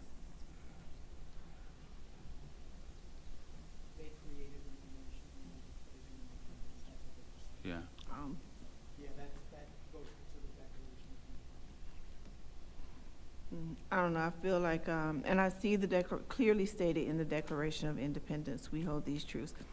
Just given everything we're going through right now as a nation, when we say new nation, it almost makes you think that that word has been presented to define who we are right now. But if it's a part of what we're talking about in terms of the Declaration of Independence, then I understand that.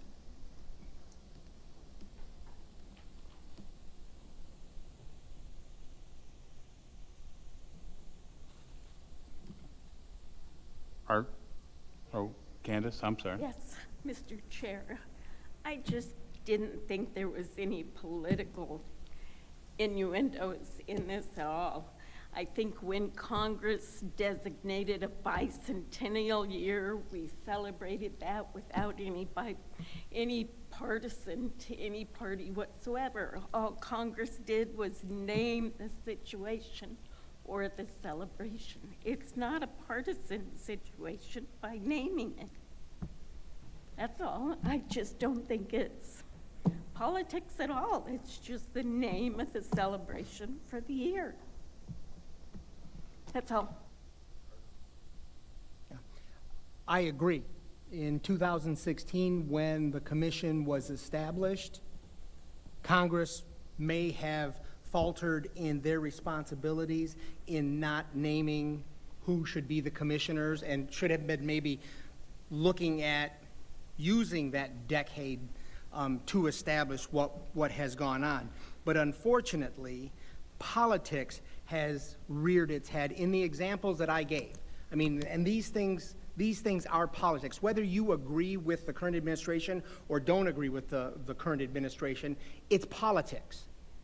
It is politics. It is politics that when you look at the Department of Justice building, you see a giant portrait of the current president. It's politics. It's politics, okay, regardless of partisanship. I would offer an amendment. You wanted to have where something could go. I would amend the resolution to include whereas 1 through 6 and 8, and the first be it resolved, with the elimination of 7, 9, 10, and the second be it further resolved. Mr. Chair, Yes. I'll second that motion. All right. Art, could you state that one more time, please? Yes. I don't want to read the whole thing, but No, the the 1, numbers. 2, 3, 4, 5, 6, numbers 1 through 6, the Good. whereases, 1 through 6, and then 8. And then the first be it resolved, and elimination of whereas 7, 9, 10, and the second be it resolved. Though I would like to revisit activities for Patriot Week. I think that that's an outstanding idea. I would like to revisit that at a later time. Okay, so your amendment would be 1 through 6 are fine. Yes, 8 is fine. 8 is fine. Correct. Remove 7, correct? Yes. And which others? 9, 10, and the second be it further resolved. Trustee Reyes, just for purposes of, it seems like your motion is to eliminate numbered paragraphs 7, 9, and 10 in the final resolution. It's a little simpler to state it that way, because you're amending the motion, so everything would stay. You don't have to say that it's going to stay intact if you just indicate that number 7, 9, and 10 would be eliminated, and so would the final be it further resolved paragraph. That's fine. Okay. All right, so, Art, Santino.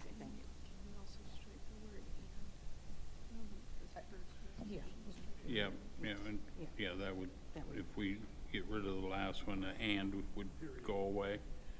Yeah. Yeah. Okay. All right, so the alterations are keep 1 through 6, 8, the first be it resolved.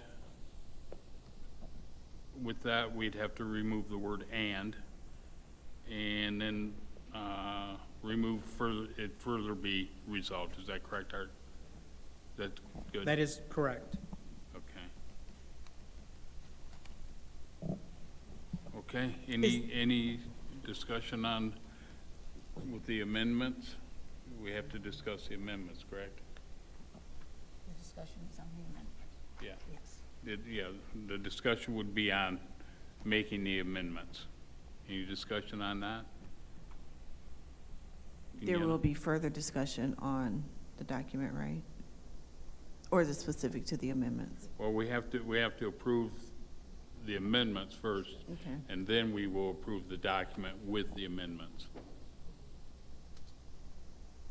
She's asking whether she would get the chance to Oh, absolutely, yeah, Mhm. yeah. Okay? All right, so any more discussion on the amendments? Okay, seeing none, let's do a roll call vote. Roll call vote on the motion to amend the resolution as described in Trustee Reyes's motion. Trustee Guerra? Yes. Trustee Miller? Yes. Trustee Reyes? Yes. Trustee Dotson? Yes. Trustee Wolcott? Yes. Chair Swanson? Yes. The amendment is passed 6-0. Okay, now, any discussion on the, oh, no, I think I need a motion to approve the amended, don't I? No, it's already been amended, and so now what's on the floor is the amended motion Okay, to be discussed. all right, so we have discussion on the amended motion. Any discussion? Yes, I just wanted to bring back to the attention of the board, item 4 and number 4 and 6. And my only concern is where it states, whereas 250 years later, the United States of America, and then it goes on to say that we've become strong, prosperous leader of the free world, still standing for liberty, equality, and justice. There probably doesn't need to be a change here, but I just want to acknowledge that we also suffered 250 years of slavery. So I just want, and so when we talk about that it has become strong and prosperous, it just gives a certain feeling, depending on who's reading it, to maybe particular groups. So I wanted to acknowledge that. Now, number 6, where it talks about Mott Community College to celebrate the 250th anniversary, and then it goes down to say, to honor the intrepid men and women who have contributed so much, preserving, strengthening, and improving our nation. I totally agree with that. I mean, I served on the front line in the Army, but I feel like somewhere in here, it needs to identify all men and women. It needs to, because when you read this, given what we deal with on a day-to-day basis in America, throughout our communities, you wonder, well, who is the we? Who are the men and women who have contributed so much, and in what way? So I don't know how to modify that so that it helps all people to feel like they've brought some level of value outside of the time of slavery. Like to get beyond that point and to say that we are making a difference together now after 250 years. Okay. For the language, you could simply put before those intrepid men and women, and I just talked with Trustee Miller about this, you could put the phrase all of those intrepid men and women with your obviously notation that it's, you might be able to accomplish your purpose that way.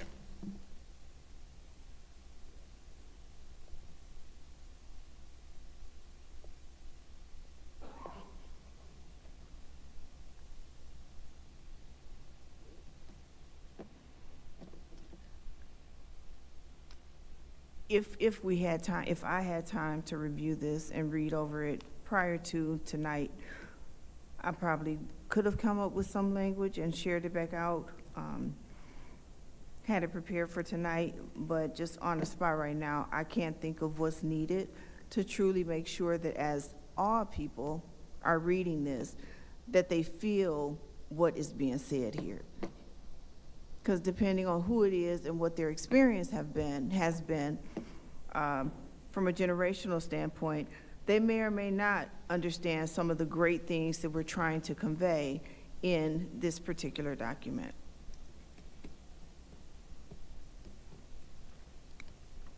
So I'll just leave it at that, so that I don't prolong our meeting and keep us here longer than we need to be.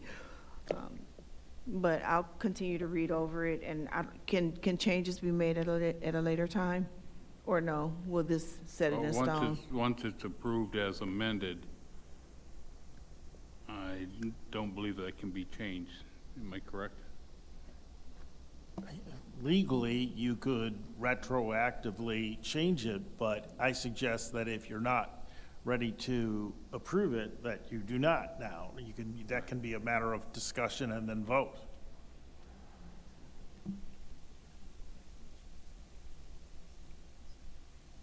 Would it be possible to I have, see, okay.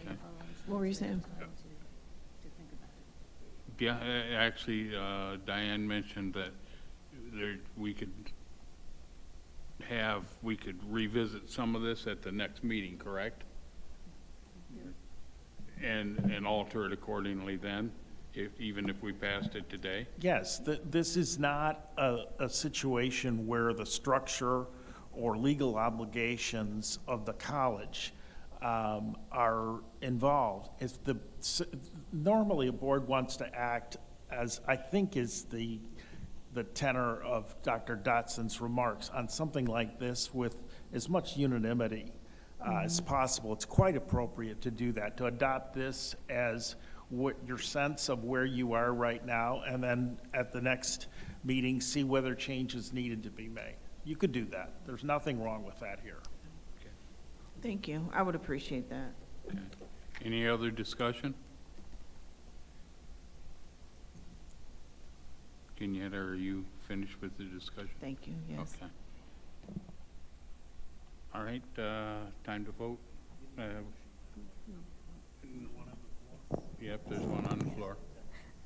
Well, roll call vote, please. We'll take a roll call vote on the motion before the board, which is the amended resolution. Trustee Miller. Yes. Trustee Guerra. Yes. Trustee Reyes. Yes. Trustee Dodson. No. Trustee Walcott. Yes. Chair Swanson. Yes. The motion passes 5-1.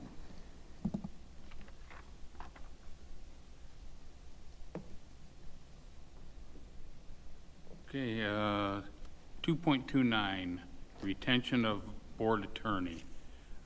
Art, you wanted this? Yes. I would like to make a motion that the board ask that HR prepare our RFP for permanent board attorney. I'm not sure that we can call it permanent.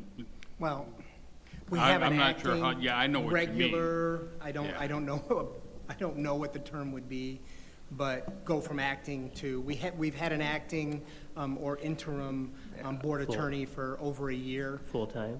Well, they're not full-time either. Yeah. Yeah, Yeah, no, that's. you would just remove the term interim. Okay. That would Would do be- it. Remember yeah. that ethically under law, you have the right in 1 minute Yeah. to remove the board attorney under the code of Right. ethics. Yeah, we've done that. Right.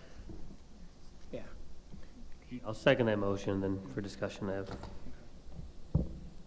Okay, motion been made to have HR prepare an RFP, correct? Yes, and again, I want to make sure that that's proper. Are we directing the president to direct HR, or do we, I don't want to state it improperly, nor do I want to believe that the board has authority over telling HR what to do. Correct. But I guess, so my motion would be that the board direct the president to direct HR to begin the process for our search for a board attorney. Any discussion? Santino? Just for a timeline, or I'm just kind of curious, because I know we have an election coming up and two of the board members might not be here. So are we looking at maybe putting the RFP out sooner than later and then letting the new board decide who they would want for their attorney? Is there a timeline? I think, but putting the RFP out prior to the election so that the candidates can put in for it. Is there? Right. My feeling is, and we had this conversation, Mr. Chair, is that we have gone on with an interim board attorney for too long. At any given moment, I mean, we had a resignation that brought you. So it's a new board. We have an election coming up, and it'll come in, that it'll be a new board. But if we wait until the new board comes in before we begin the process, then we are 4 or 5 months into that term before we make a decision, and it just prolongs. I'm just looking at beginning the process per the normal process. We did this when Anthony was appointed to the board. One of the first things that he had, because we were in the middle of doing the board search or the attorney search when Matt Norwood resigned. So, I mean, there will be times that we're doing that. So I'm neither giving the new board more weight than is necessary, nor am I diminishing the importance of the election. But if we don't start the process, then we don't move forward. My feelings, and we talked about this, the RFP that we have currently for a board attorney is lacking from what I have been told. Some time ago, the board approved for the chair to get with HR to come up with a new RFP. That hasn't been done. Slipped through the cracks. If you need to blame somebody, blame me. I have no problem starting the process. I think first we would need to get the RFP situated. Now, when we get that situated and get it the way we want, my question is, does it need to come before the board to be approved as the RFP that we go out with? I don't know. I have no problem getting this process going. Personally, I would like to have everything ready for the new board in January to make up their mind, have their interviews. We'll have all the information available to them.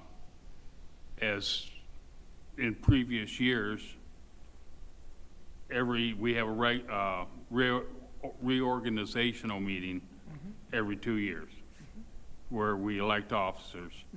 I think that would be the perfect opportunity to go out, talk to people. May be a new board, may not be a new board. Nobody knows.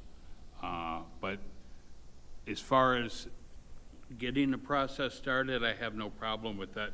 With the amendment that we get everything ready and the new board in January conducts the interviews and makes a decision. That's the way I could get behind it. Right. I respect that view. But who was the board attorney when you got elected to the board? Amber. Okay. Did you have a vote on her being the board attorney? Yes, we voted that. We voted after you were on the board. The first meeting and the organizational meeting. Yes. The attempt was made to fire her. But when I came on the board, there was a board attorney in place.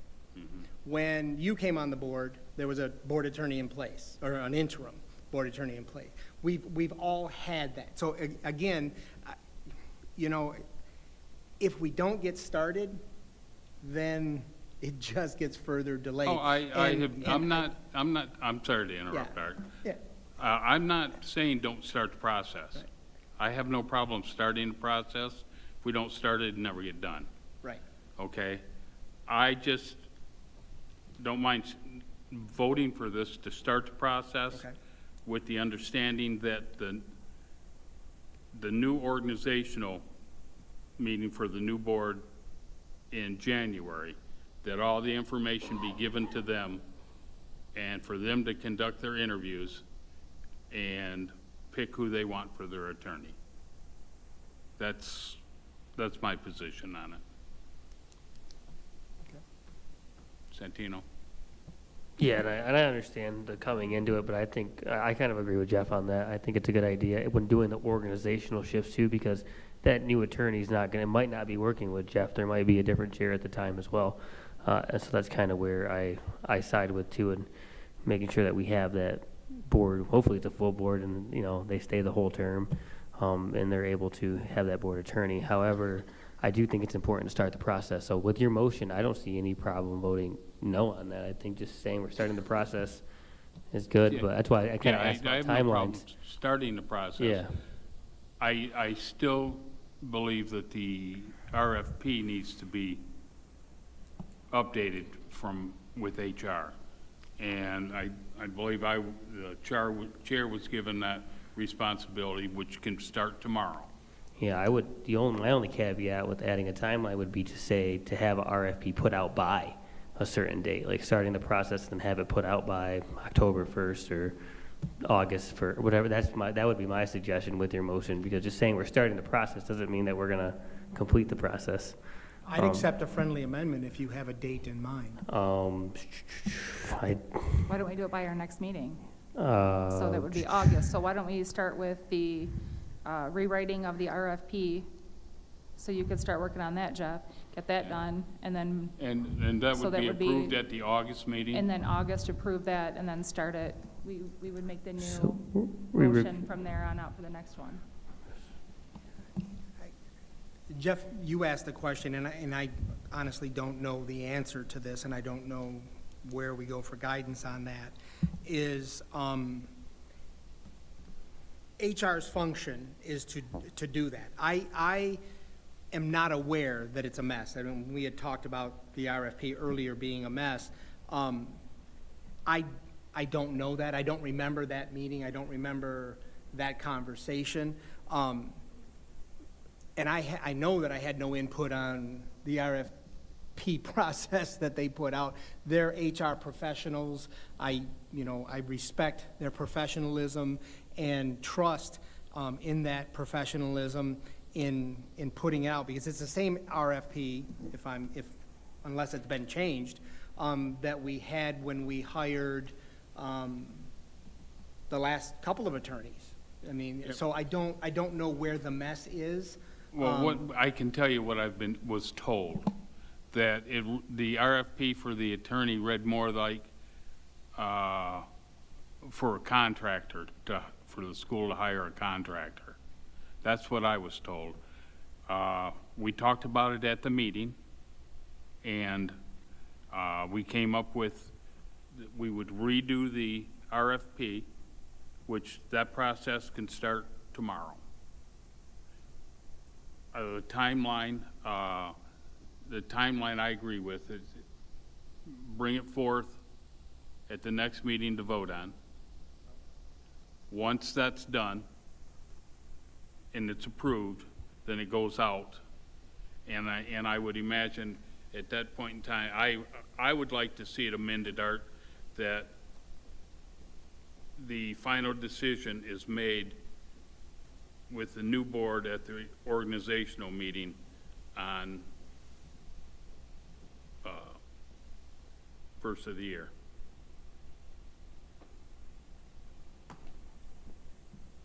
Hey, I mean, anybody can make an amendment to any motion, that we bring forth.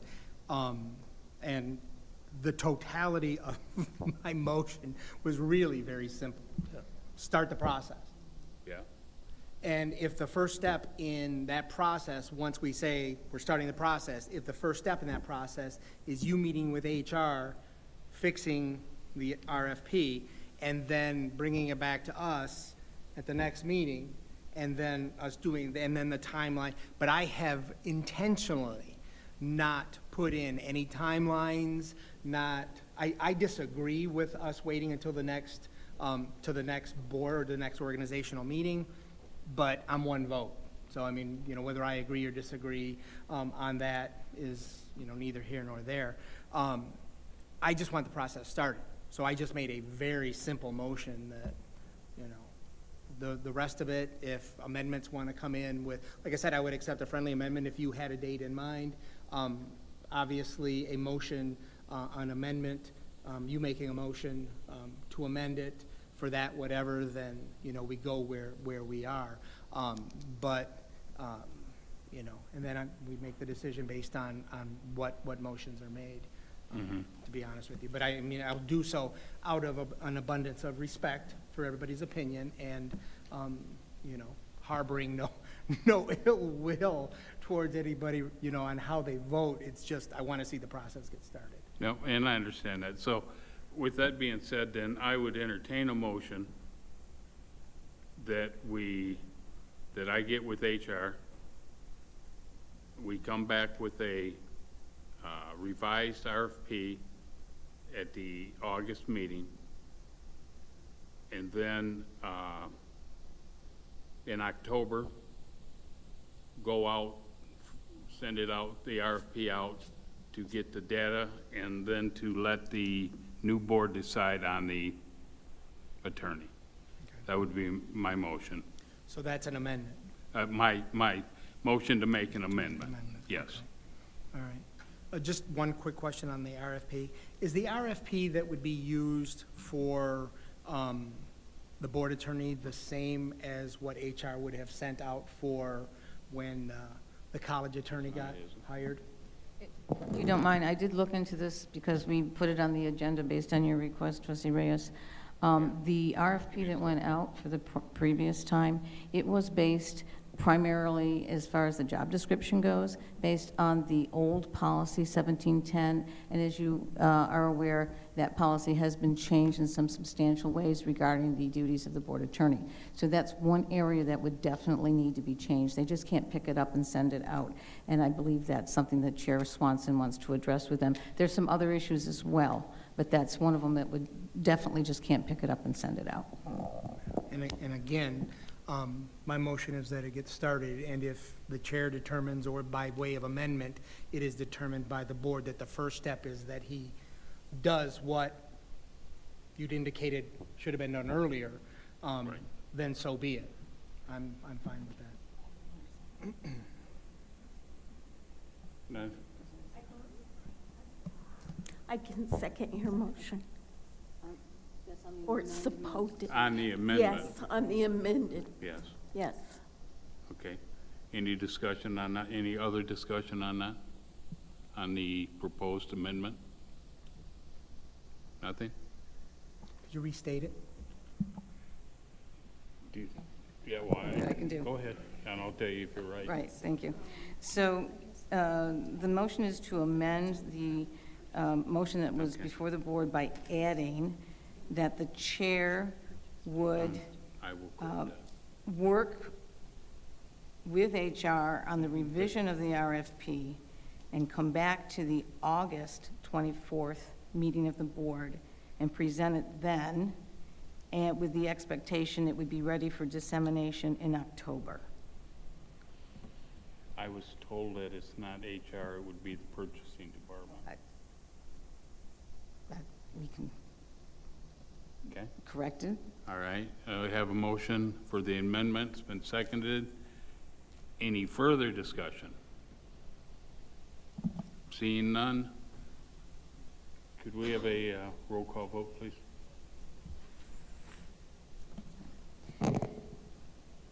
On the amendment, Trustee Reyes? No. Trustee Guerra? Yes. Trustee Miller? Yes. Trustee Wolcott? Yes. Trustee Dotson? Yes. Chair Swanson? Yes. That passes 5-1. The motion has been amended. Okay, so now we have a motion that has, we have to vote on the amended motion, correct? Back to discussion on the amended motion. Any further discussion on that? Seeing none, roll call vote, please. So on the motion, and the motion has been slightly altered to correct it, to direct the president to have the purchasing department prepare an RFP for the board attorney with the amendment that was described, the process that was described in the amendment. Take a vote on that. Trustee Guerra? Yes. Trustee Miller? Yes. Trustee Wolcott? Yes. Trustee Reyes? Yes. Trustee Dodson? Yes. Chair Swanson? Yes. That passes 6-0. Okay, now, before we move along, could we take a 5-minute break? Thank you. Maybe 10. Maybe 10. Yeah.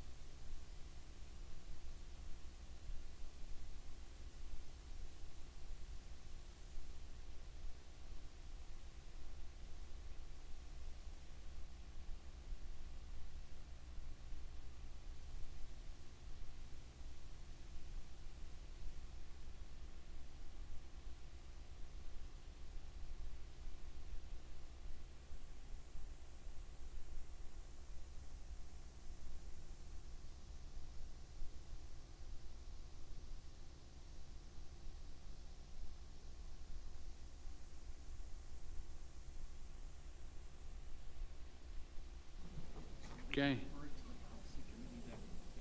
Yeah, that'd be fine. All right, has it been 5 minutes yet? Okay. All right, let's get started again. We're at item 2.30. I put that on the agenda. I was a little premature. I would like to take that off the agenda to be discussed at a later date. So do I need, huh? Yeah, are there any objections to that? Guess not. Okay, so we will remove that. Now we're to the president's report. Thank you, Mr. Chairman. I would like to invite Robert Matthews, Vice President, Student, Academic, and Workforce Success.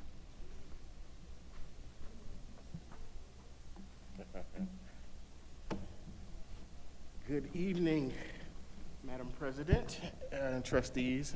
I'm going to be joined by a few different colleagues this evening to share a few updates with you all. The first, of course, is none other than Mr. Al Perry, our Acting Assistant Vice President for Student Success Services, and I'm going to let him kick it off.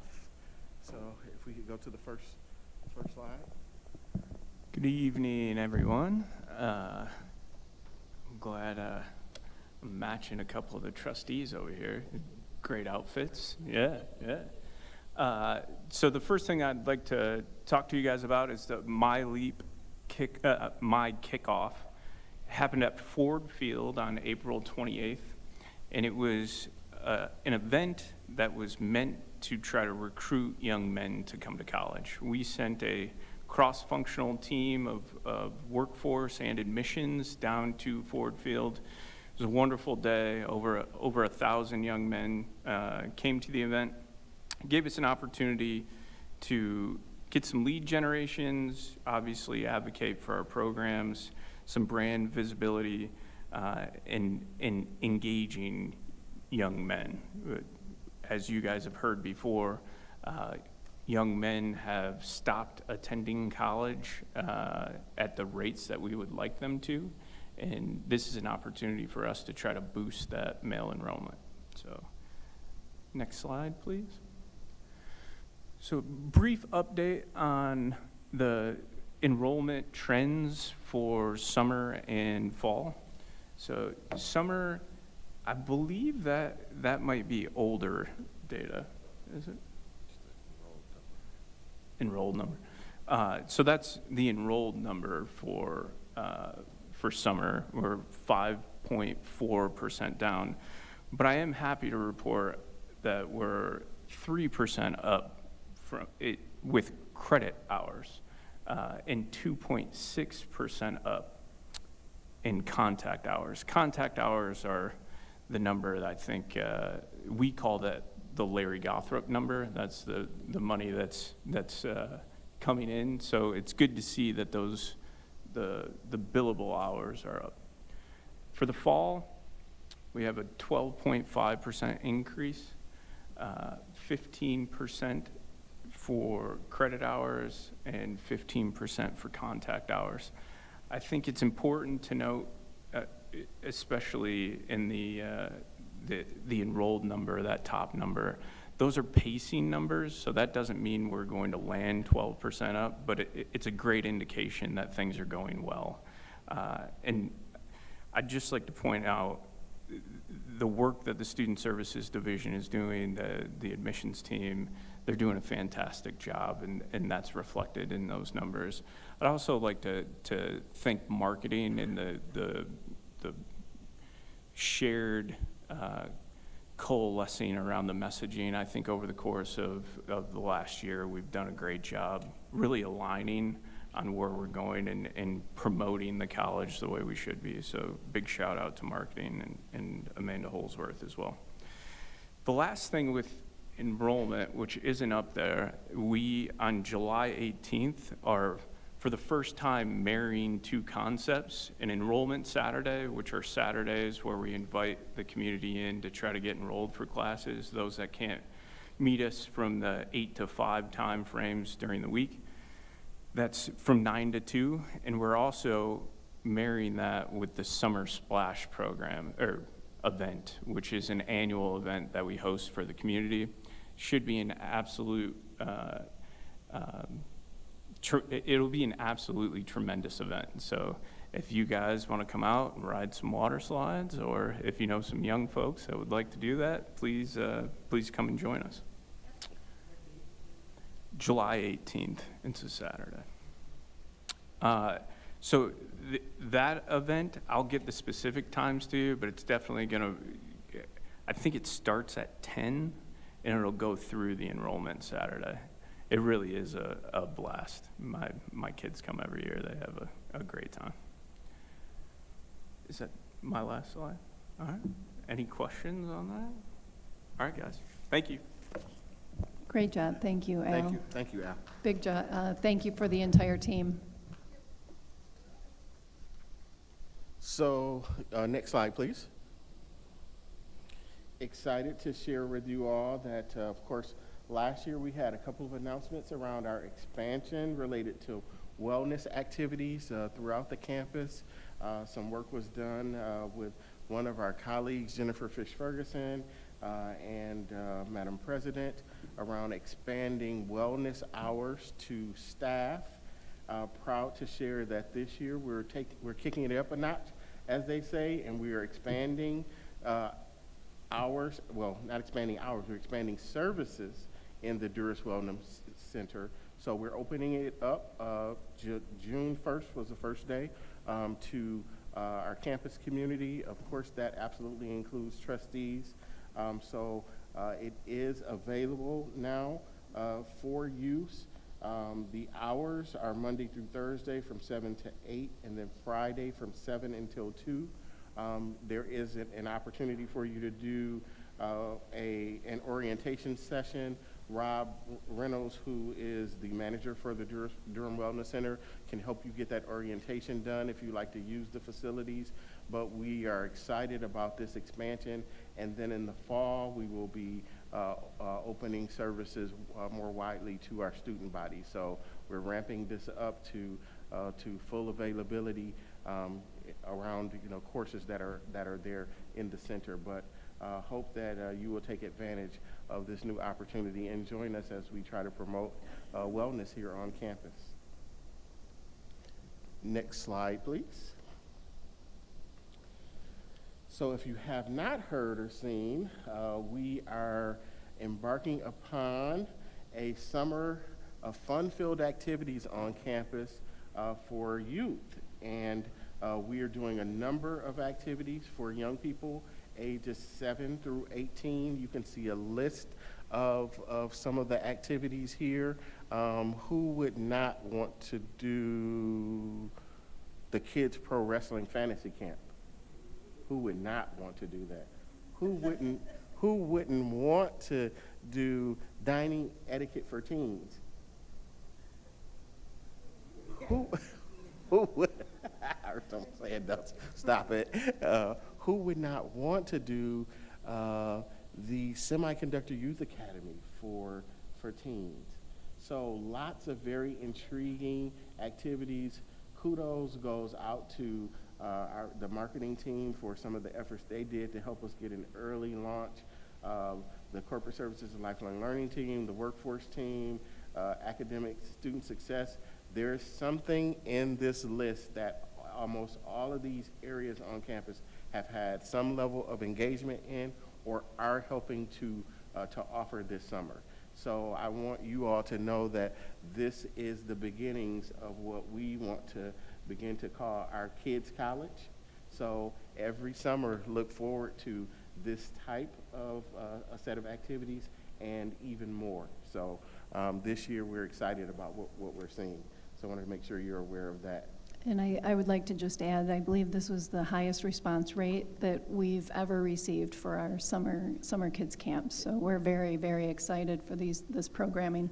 Yeah, I just it's funny. I was just sitting there, and we had one program where there were lots of applicants, and some family decided they couldn't do it, and immediately they're like, okay, we have a list here, next person in line. So they're staying full. contest. I have a question real quick. When is the last day to sign up for this? So there, that QR code should take you to.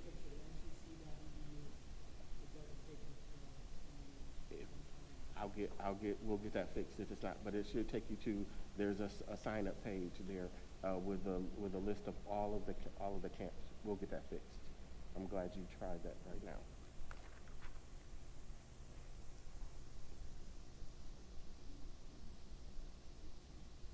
And we'll send it out as well. Yes.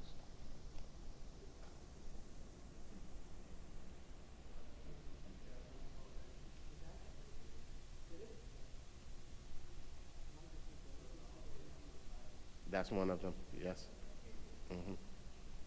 We'll make sure it takes you to that landing page. Yeah.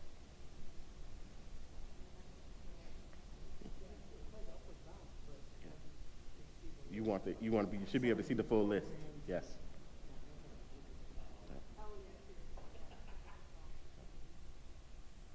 We'll get that out to you.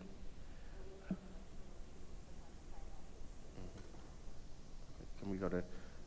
I think that's the end of my slides, but we do have a couple of other things that we want to make sure to share with you this evening. And so I'm going to ask Dr. Kevin Asman and Jill Soap from our library to join me really quickly to share a couple of updates that are going on in our library. So if you all could join, and I will grab.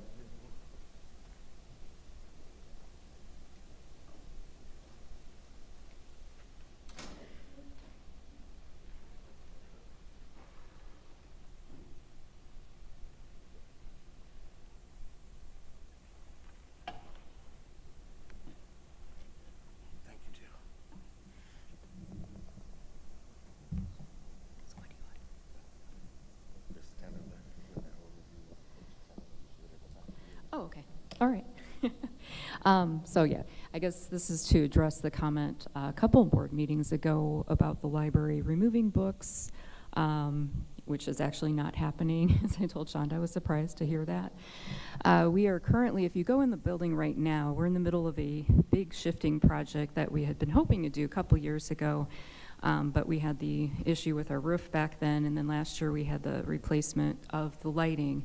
So we've had some empty shelves sitting up on our second floor for some time, thanks to kind of an overzealous shifting project we did a few years ago. And so at this point, we're integrating our reference collection, which is not getting used very much, with our circulating collection. So you'll see over the next couple months, and we'll hopefully have this done before fall semester begins. And then we're moving some collections around on the first floor. It was really nice to hear about Andrea Floden donating the piano, her family donating the piano to the college. The library has also received a collection of music from her estate as well, and so we're going to be dedicating some space on our first floor as we move some things around to that collection so that we can showcase that, and then hopefully get some signage over there so people are aware that we have that. So that's what's going on. We're not hiding anything. We've not done any major weeding. There's always weeding going on in the library collection, and that's just part of maintaining our collection to the best that we can. There are certain areas that, due to accreditation requirements, we absolutely have to weed every so many years. Health sciences, when they come in, they do not want to see anything that's over 5 years old. And they actually do come in and look at our collections. They look at our physical collections. They look at what we have available in terms of our online databases, any electronic books, and those sorts of things. But about 90% of our book budget actually still goes to physical books. So we are still purchasing things for the collection every year. If we're weeding anything, a lot of times, again, it's for timeliness, it's for accuracy, condition of books. There are things just wear out, unfortunately. So that's just something that we're always doing. But we also add, several thousand books to the collection each year too. So just to assure you that is not happening. Shonda's never walked in and said, hey, please remove things or anything like that.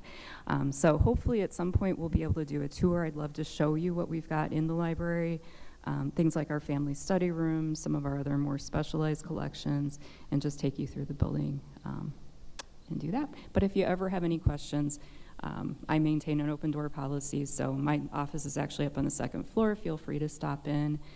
say hello. I'd love to, again, I'd love to take you on a tour through the building, but if you ever want to call, email, whatever, if you have any questions. And of course, it's your library as well as trustees, so please feel free to use us. We've extended MEL services as well, which is the Michigan Electronic Library, which also allows us to borrow books from around the state. We've extended those services to community members. We started doing that a couple years ago so that people can take full advantage of all the services that we have to offer. Yes. Thank you. I just want to add, elaborate a little bit on what Jill said about the nature of our collection, the nature of this library. This library is here as an undergraduate training library for people learning how to do the beginning stages of research. And we cannot emphasize the importance of electronic resources in research now. And we have thousands and thousands of items that are available to us electronically. Expansive professional databases like EBSCOhost and JSTOR, which are the gold standards for research. And the goal of this library is to train students on how to access that material and how to evaluate it, how to employ it in their thinking. And we are well equipped to do that with what we have. And so what you see out on the shelves, it literally is, well, this is figuratively. I should know that. I taught English for a long time. It is the tip of the iceberg on what you see because we have so many electronic resources.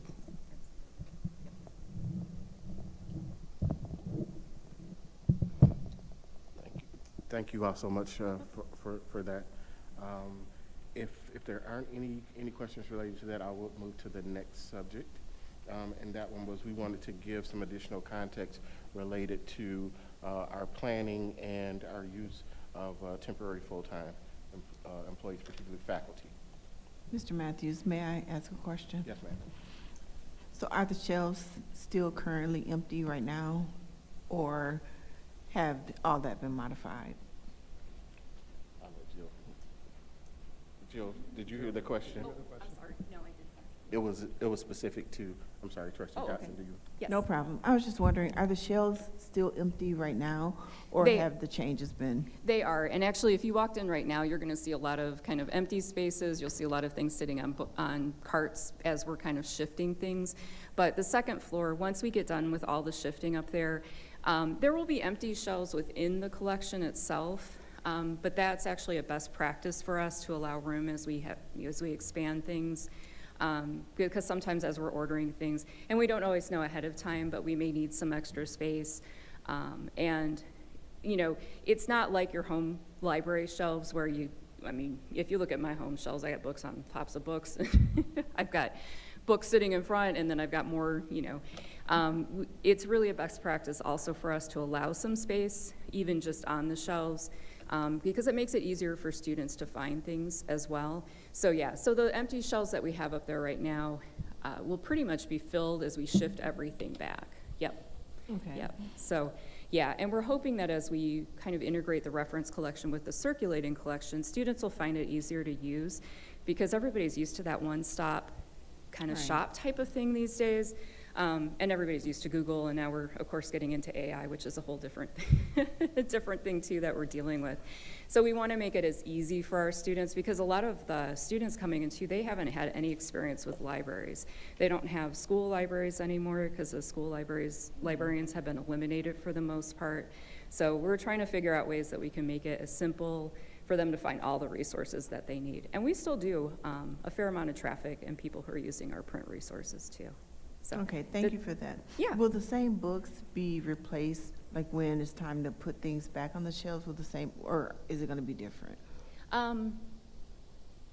You mean, I'm not sure exactly what you're asking. The empty shelves, like as you're shifting things, are the same books going to be put back on, or will there be? Oh, yeah, we're not getting rid of anything in the collection. We're just moving, like I said, the reference books that are down on the first floor right now are getting integrated into the circulating collection that's on the second floor. And as we shift everything, we're just shifting what's in the collection right now. And just kind of, and we've also done some things like our art books right now are on The way that they're shelved, there's a lot of things that are laying on their spines, which is not really good for our books. And so we have to do some different things of like adjusting shelves too. And so that will impact kind of how everything is. So yeah. So, Okay. but no, we're not really, we do a little bit of weeding each year. And also when we weed, we try not to throw anything out. We work with Better World Books, which is a really great company. If they take things that we're discarding from our collection, they will send it to underserved areas around the world to make sure that they have books. And then they also do some, kind of used book sales as well. And we get a little bit of money back for that and from working with them as well. But like I said, we really don't weed all that much each year. It's probably maybe, 100 and some books or so. And it's really just, most of it's really because of age. The material is just older than what we can actually maintain on our shelves. And I understand the importance of the electronic resources, but do you have a timeline for when you anticipate everything being kind of like back to normal? Hopefully by the time fall semester starts. My staff are working really fast. We have some great student workers. We've actually got 4 that are working on a lot of the weeding project or the shifting project for us right now, and they are moving quickly, and they're actually chomping at the bit right now to do even more. We're like, well, okay, now we've got some relabeling to do as we move some of the things from the reference collection upstairs, and so yeah, we've kind of had to slow them down a little bit, but they're really anxious to like get everything moved, and so the first floor is kind of in progress at the moment, and then probably beginning in the next couple of weeks they'll start working on the second floor as they get the first floor done, because that's the biggest part is going to be the second floor as we shift everything, we put books in, we put the reference books in with everything else that's in the circulating collection. It's a pretty big project. So yeah, so if you see sweaty looking student workers in the library, it's probably because they're working on this shifting. But yeah, but our student workers have been great too, and they've actually came in and met with us and had a lot of input on like how they thought the project should go too. So I've been really grateful to them. Okay, thank you so much. Yeah, I appreciate it. And I'd love to show you all everything after we get it all done. Right now it's it does look like a bit of a mess, but we know where things are at, but everybody else might not. Thank you, Jill.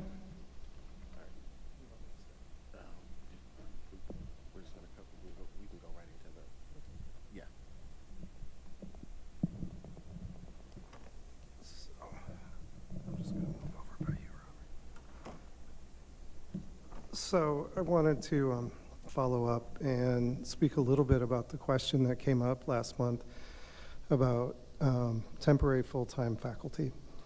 And a point that I remember that Robert made, and it was a very clear one that we need to understand, is that temporary full-time faculty are not temporary employees. These are regular adjunct faculty at the college, and it's actually a term that comes from the faculty CBA, the contract, that defines an assignment that an adjunct faculty person may have if their assignment exceeds 3/5 of the base load of a full-time faculty member in that discipline. And yes, it is that complicated, and we do have to track it all the time. But I can give you an example of this where, let's say we have a science faculty, the discipline across the sciences, their base load is 15 contact hours a semester.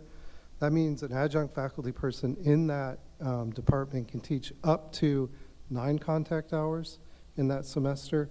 That's what the contract limits them to. There's some leeway to round in that if we have staffing needs up to a certain point, not much.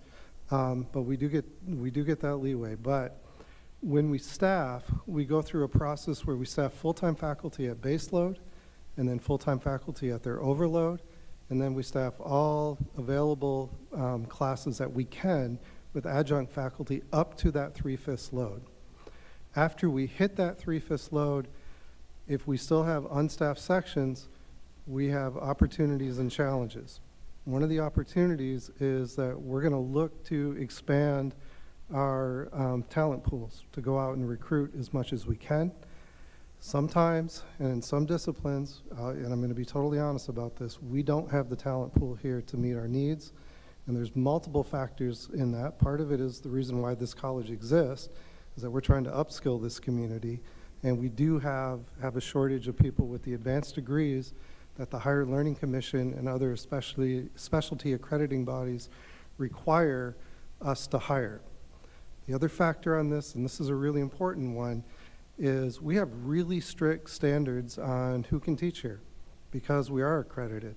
And because we do have standards on the quality of the education that we're going to put out, we are not going to hire somebody in another state to teach for us online. Anybody who teaches for us online is going to go through a really rigorous training program and a quality review before they're allowed to put their first class out there. Other schools don't follow that, especially schools across the country.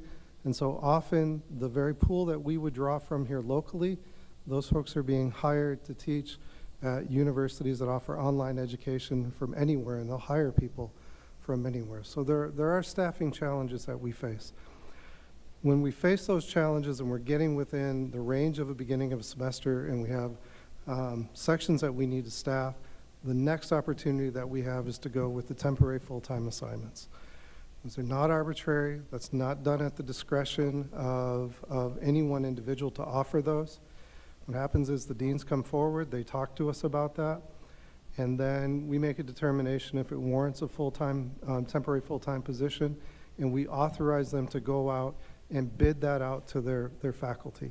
And then those classes are staffed for a temporary full-time assignment according to what we call preference points, which is basically a seniority ranking of adjunct faculty. So we really appreciate the adjunct faculty who do step up and do this for us when we have these needs. A lot of times they're putting in extra and taking on extra work because they teach at other schools too. We try not to go that way any more than we absolutely have to, but with the recent enrollment push, we really have had to do that. Typically, we average about 5 to 7 of those. 7 would be the high end. We're recovering positions because of unforeseen circumstances, like you have a resignation 5 days before the beginning of a semester. That happened to us in the fall. Or you have an unexpected retirement or a leave of absence that happens in the middle of the semester. Those are all things that we have to have some mechanism to account for. But what also has happened lately is that we've seen this enrollment bump. And this enrollment bump is driven by a lot of very good things that we are doing locally, for sure. Shout out to my colleague Al Perry for that. But also a lot of things that are being done at the state to fund education, to drive people to come back to school, to meet those state targets that we've had. And those could be uncertain. If that funding goes away, the enrollment could go away. Temp full-time gives us the ability to assess where we are with our staffing needs in relation to the larger climate that we have. So the most we have ever done in one semester, and this was last fall with the big enrollment bump we had 28 temporary full-time faculty. That was out of over 335 faculty teaching for us across the college. That was about 139 full-time faculty, regular full-time faculty, and about another 160 adjunct faculty on that. We were down to 21 in the winter. My goal is to keep us between 10 and 20 with those, knowing that a certain number of those appointments are going to happen because we have unexpected leaves of absences, illnesses that happen in the middle of the semester, things that are beyond our control, and we need that mechanism for it. Any department where we use a temporary full-time assignment for more than 3 semesters, we have to have a conversation with the faculty union, and we take this obligation very seriously to discuss if we have plans to fill that position permanently or if we see this as something anomalous. Like maybe we do have somebody on a prolonged leave of absence, or perhaps we're seeing an unusual enrollment spike because of demand that we don't think is going to be sustained in a particular discipline because the local job market is getting saturated. Those are the types of conversations that we have with those. So we take our responsibility to manage this part of our collective bargaining agreement very seriously, and we don't ever want to create the impression that we're pulling people in, stringing them along, and then pushing them out. This is a core part of our business model for staffing, and we do it, I think, responsibly and fairly.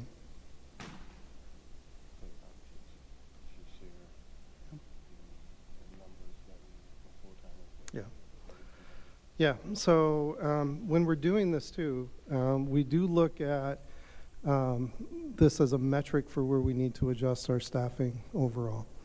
In 2023, we had 129 full-time faculty members, continuing contract full-time faculty members, not including probationary faculty members. We are now up to 144.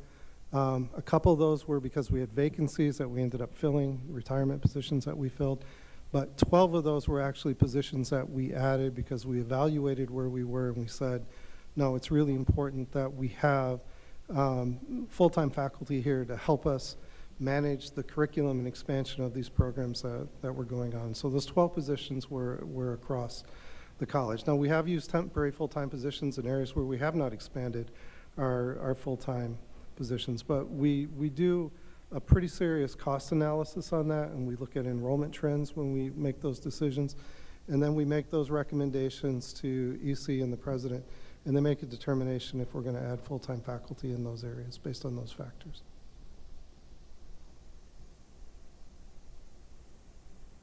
I'm happy to answer any questions about temporary, full-time, or library stuff. We're good?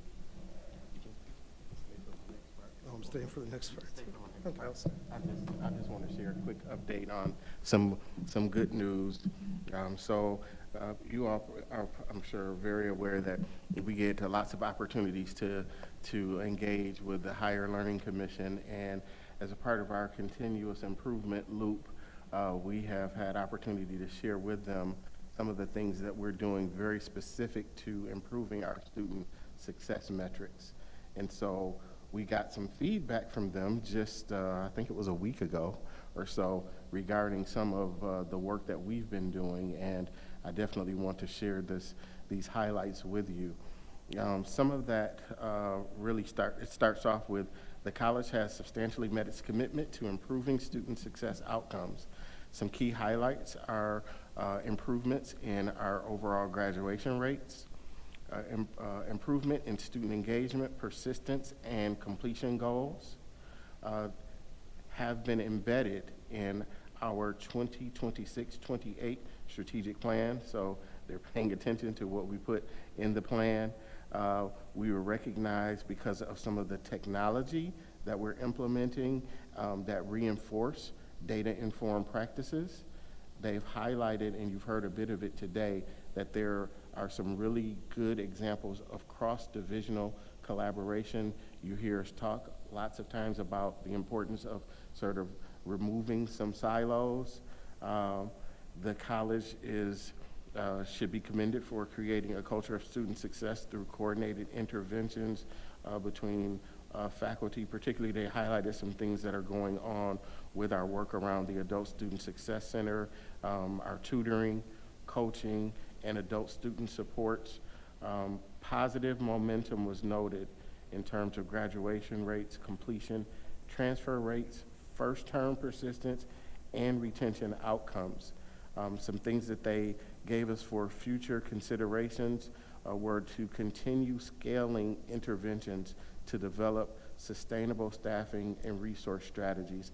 And I want to pause there because, you know, one of the things that we've been focusing on as a leadership team, and some things that we picked up a couple of weeks ago from a session that we attended, is really looking at and finding those bright spots.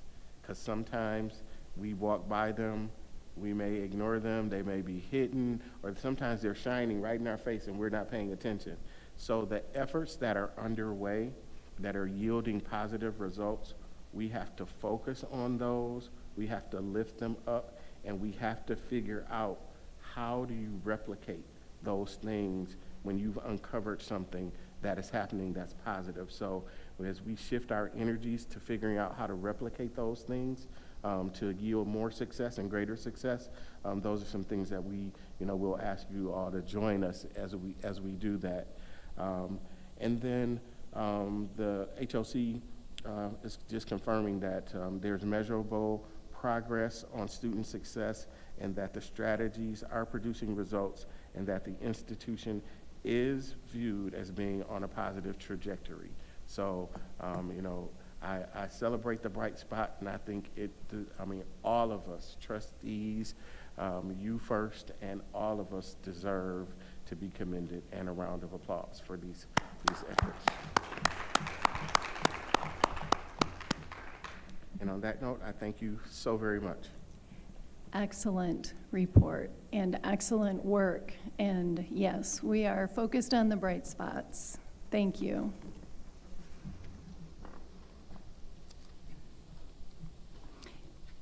And to clarify, the enrollment Saturday and Summer Splash hours on July 18th, the enrollment Saturday hours are 9 to 2, and Summer Splash is from 1 until 4 for ages 3 to 15. And the Summer Splash is hosted by and sponsored by Student Life, so hopefully you can join us and bring your young ones. Rebecca Martz was unable to be with us, so you'll find in the materials the Human Resources Activity Report for March. And just a few things to point out, we've added the winter 26 preliminary numbers for faculty new hires. We brought in two full-time faculty members, which was an increase from 0 year over year. And we also, we brought in 21 temporary full-times, which you just heard the explanation about the use of those in that position, which was a decrease year over year of 13%. And we brought in 23 part-time faculty members, which was flat year over year. So we brought in 23 winter semester of 25 and 23 in winter semester of 26. We hired 7 full-time regular staff new hires in the winter semester, which was a decrease over from the year before, which was 9, so a 22% decrease. We also have the recruitment summary. With regard to turnover, fall of 25, turnover was 3%, winter of 25, turnover was 2%, which is trending significantly lower than historical averages. We already covered the full-time positions in a report earlier. We're sitting at 92% filled, or 430 positions out of the 466 approved positions.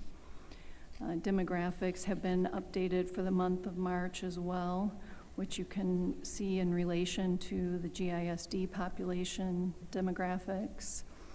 And in the month of March, we opened 4 complaints and closed 3 complaints.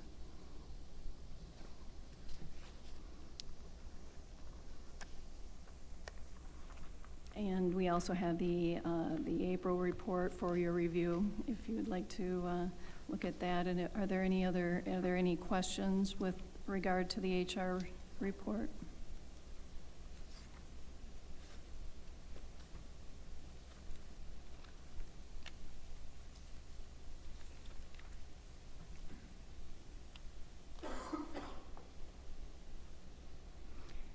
Okay, with that, I would like to invite Mr. Dale Wayhill,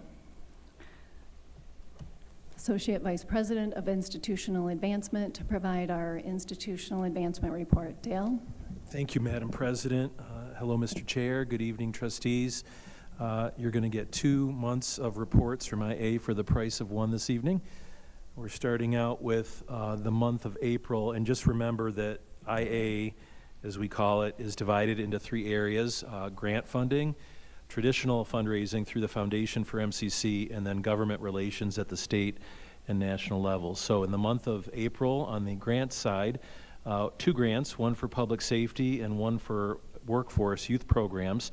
The one on public safety, these are to purchase bulletproof vests. It's the 100 Club of Genesee County, which has been around for many years. They support local police and fire agencies. Relatively small grant, just over $4,600, but it will allow us to buy 5 bulletproof vests for our public safety staff here at the college. The one under workforce is the Summer Youth Initiative, affectionately known as SYI in our community. This is a program of the Flint and Genesee Group by way of CS Mott Foundation. They recruit and place probably 100 different high school age students across the community at public agencies and nonprofits. We benefit from this. We have a group of students that come to us. The $30,420 goes to support that program, and part of that is paying the teens for the work that they do. We actually have one young lady who started in institutional advancement, I think last Thursday, and her name is Ava, and she is fantastic. Happy to have her. So the bottom line for the month of April, $35,095 in grants for the current month versus zero last year in the month of April. Fiscal year to date, just over $4 million versus $13.67 million year to date last fiscal year. If you could go to the next slide. Are you doing it, Jordan or Jeff? All right. This is the foundation for MCC. I'll point out the most significant highlight, which is in the item under scholarships for the month of April of this year, $205,277. That dwarfs last year's amount of $2,000. $200,000 of that is from one donor. We had a major gift from a alumnus of Flint Junior College who lives on the East Coast, Connecticut, I believe, and attended Flint Junior College in the 50s, 60s, and is designated the $200,000 scholarship toward the area of technology, which was the part of the college that he graduated from. So bottom line for the month of April, a really good haul for the Foundation for MCC, just over $221,000 for the month versus $19,000 and some change last year. The foundation is running ahead of last year, fiscal year to date, $818,000 to $661,000. And then under government relations, which is our next slide, lots of activity. And I feel like Brandy Johnson stole my thunder a little bit. Mott had a really robust representation and delegation at MCCA's annual Capitol Day, which was April the 16th. Over 20 people, staff, the president was there, members of the EC, other people from the president's office, Amanda from marketing, Jordan was there, of course, because he's involved in that every year. And then lots of students. I think we brought the most students of any delegation of any community college across the state. And they do all the talking when we're in the offices of the legislators. They're prepared, and they're just fantastic. We had some that came again from last year, but some brand new students, and they're just phenomenal. So that was really well received by our legislators and their staff members who we spoke to all day long. And then the second half of that dense paragraph, the following day on April the 17th, we held our annual legislative breakfast, which we call the legislative briefing here on campus. That is attended by not only state officials, their staff, but also national officials when we can get them. But mostly it was staff this year. So Quentin Groves from Senator Peters' office, Matt Franklin, who's with Senator Slotkin, gentleman from Congressman Barrett's office. Tom Barrett represents the southern end of our jurisdiction. And then Jake Bennett, who is Kristen McDonald-Rivet, Congresswoman McDonald-Rivet's chief of staff was there. So, and Trustee Wolcott was representing the trustee board that morning when we had them on campus. If we could flip to the month of May. So in May, on the grants section, we got 2 grants. One is from, ironically, the Michigan Community College Association. It's Building Brands. That's going to create a cohort of people at this college who can learn with others at other community colleges. They call them learning communities around branding towards adult students particularly. Our bread and butter more and more is around adult students in many ways. And so Dr. Holdsworth and folks in Roberts area and others at the college are getting together to learn from other community colleges about how best to focus on recruiting those adult age students.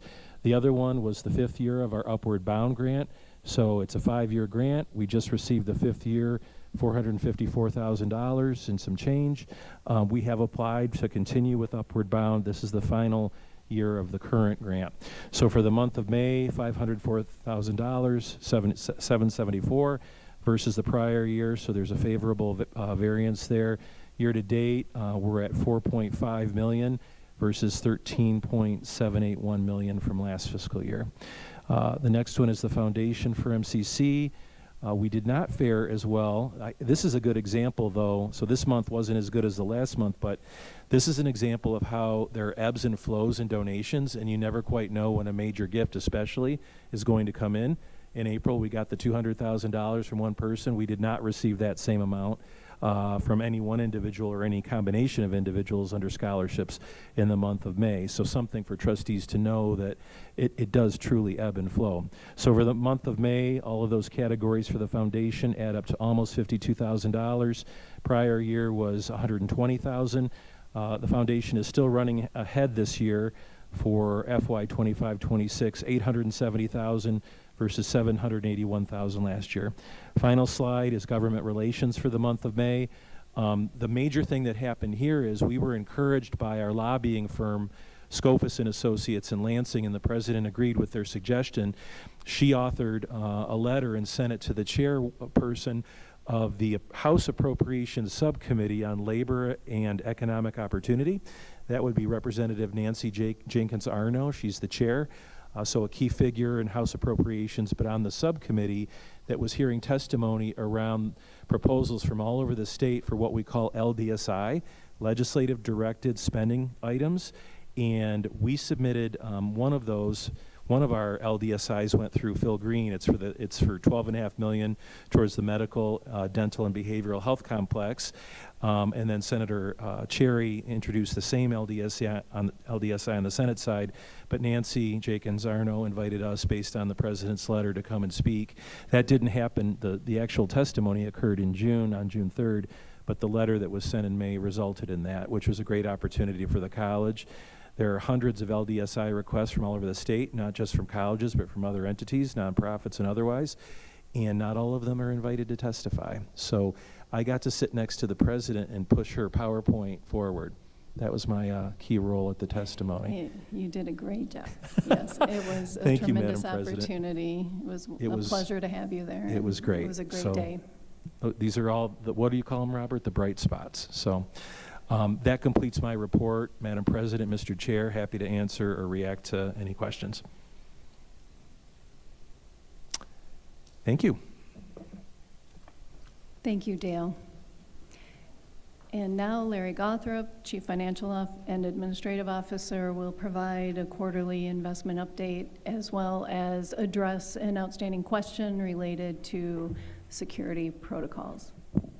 Indeed, I will. Hello again. All right, so let me get started. Let me do the investment update first. I don't think I got to it last month.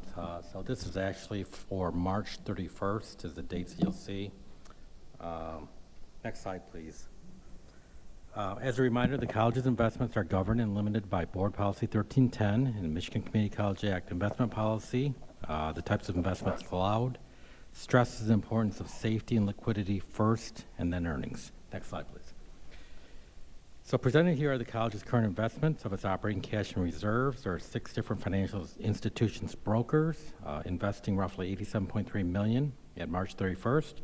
Of that amount, $57.2 million belongs to the college, and $30.1 million is owed to other college-designated restricted funds, such as grants until restrictions are met or reimbursements occur.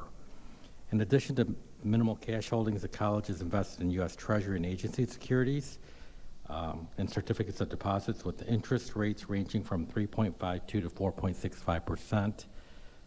Next slide.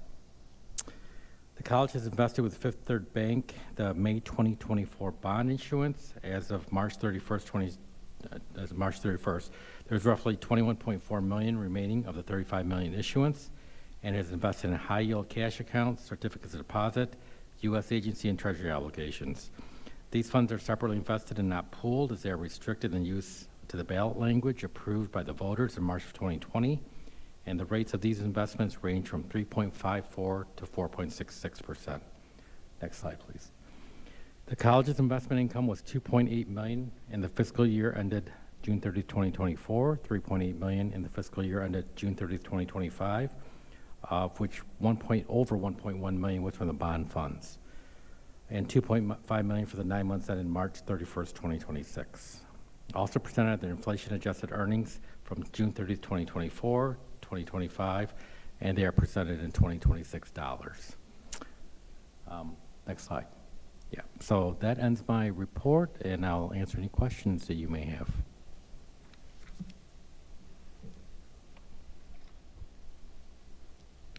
Okay, well, I'll move on. Excuse me. So I believe it was last month, I'm sorry, I lose track of time here. We had talked about the security assessment. I had brought up Atriad. And Atriad was the organization that was hired. So I just want to go back and give a little background on this and just kind of walk through the process to where we're at currently.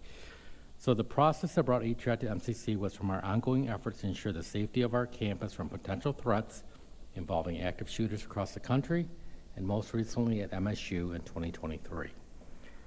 So while there was no specific incident on our campus, we wanted to have a comprehensive, holistic look at our entire campus and sites from a company who had extensive experience with higher educational settings, as our spaces have unique open areas for operations and to the public.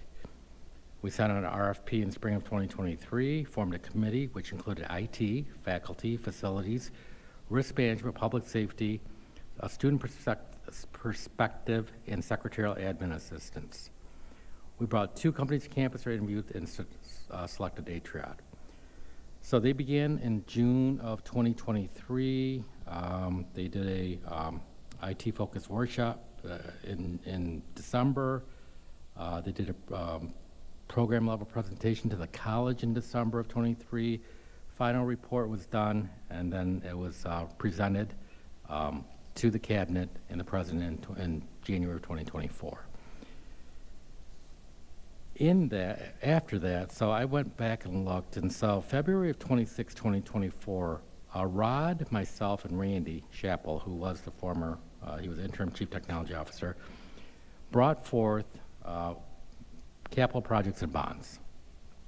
Of that, there was a section that Randy was doing, since a lot of this was IT related, and the public and chief, life safety systems, and of that was campus security, Atriad recommendations,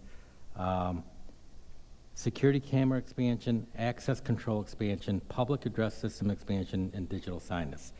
The full cost of this, which was we didn't do and we knew we couldn't do it because there's many ongoing operational costs, including personnel, was $3.1 million.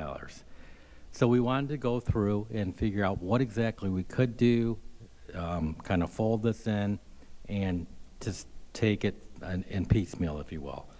So that was presented. Randy came back in July of 2024 and said, we had phase 1, phase 2, and a lot of this had to do with OSHA related changes, public safety, address system, access control, external, meaning all the exterior doors we want to get done first. That was the recommendation. PA improvements, external, access control, internal. And then the current status was we were Curtis Mott Complex, exterior access control, $115,000, work starting in August, complete by the end of October. Public address work, Curtis Mott, Gorman, VADC, work starting in August, complete in October. And then we'll provide the board with quarterly updates on progress and next steps. And then the phase 2 will start likely fall of 2025, expansion of MCC security cameras, hallway displays, additional external emergency poles. So what I wanted to bring up, and I didn't do a very good job last time because I couldn't remember all this, but as I'm going back and through and looking, and the point I was trying to make back then was this was a process started in 2023, and we are expanding, and today we're still not complete. So we're looking at card accesses, and going through their executive summary, Atriad's was, the hard keys, they were wanting us to get away from hard keys and go to swipe access wherever we could. Those swipe access, couple things. One, they're about $1,600 to $2,500 a door. And then we also have to have a system in place or a person who can manage all of this. As we add on card accesses, obviously, there's a lot more work with managing those cards and making sure you shut them off, turn them on, that type of thing. So also, this is even prior to this, we're started locking all of our classroom doors too. They are all locked, and even going back even further, there's internal locks. I don't know if you've been in the office and see where you can lock it from the inside, where you don't have to open the door and lock it with a key. So the point of this is it's been a progression, and we're continuing on with the rest of the card accesses in the buildings. So I just wanted to try to clean it up a little bit.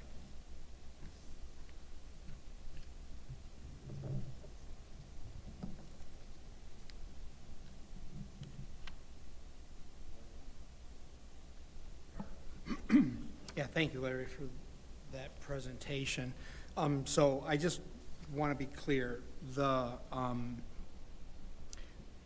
23 MSU shooting is kind of what precipitated the changes that were now coming into full fruition. That would be correct, yes. Okay. But we haven't had anything on our campus that we've had no security threats or things of that nature that the board is not aware of anything that went on. I'm just trying to, because it you know, and I was on the board obviously in 23. It just seemed like everything kind of came all at once when it came. So I'm just trying to ascertain the situation that we have here at our school. I'm not following the situation. So there's you answered the question. It was 23 in MSU that pulled forward the board securing the funds or authorizing the funds for us to be able to do the programs that we've had. Yeah, and let me just say, I mean, this was when Dr. Beverly was here.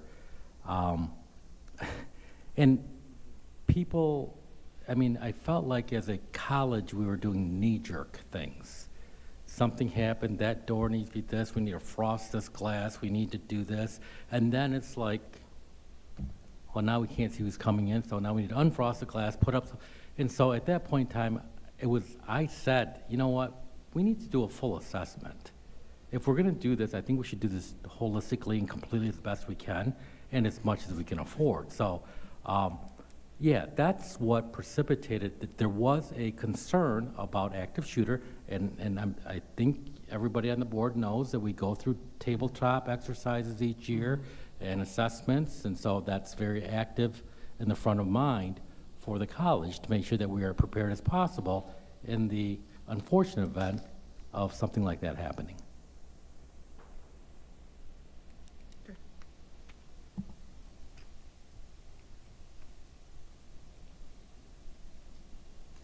Thank you, Larry.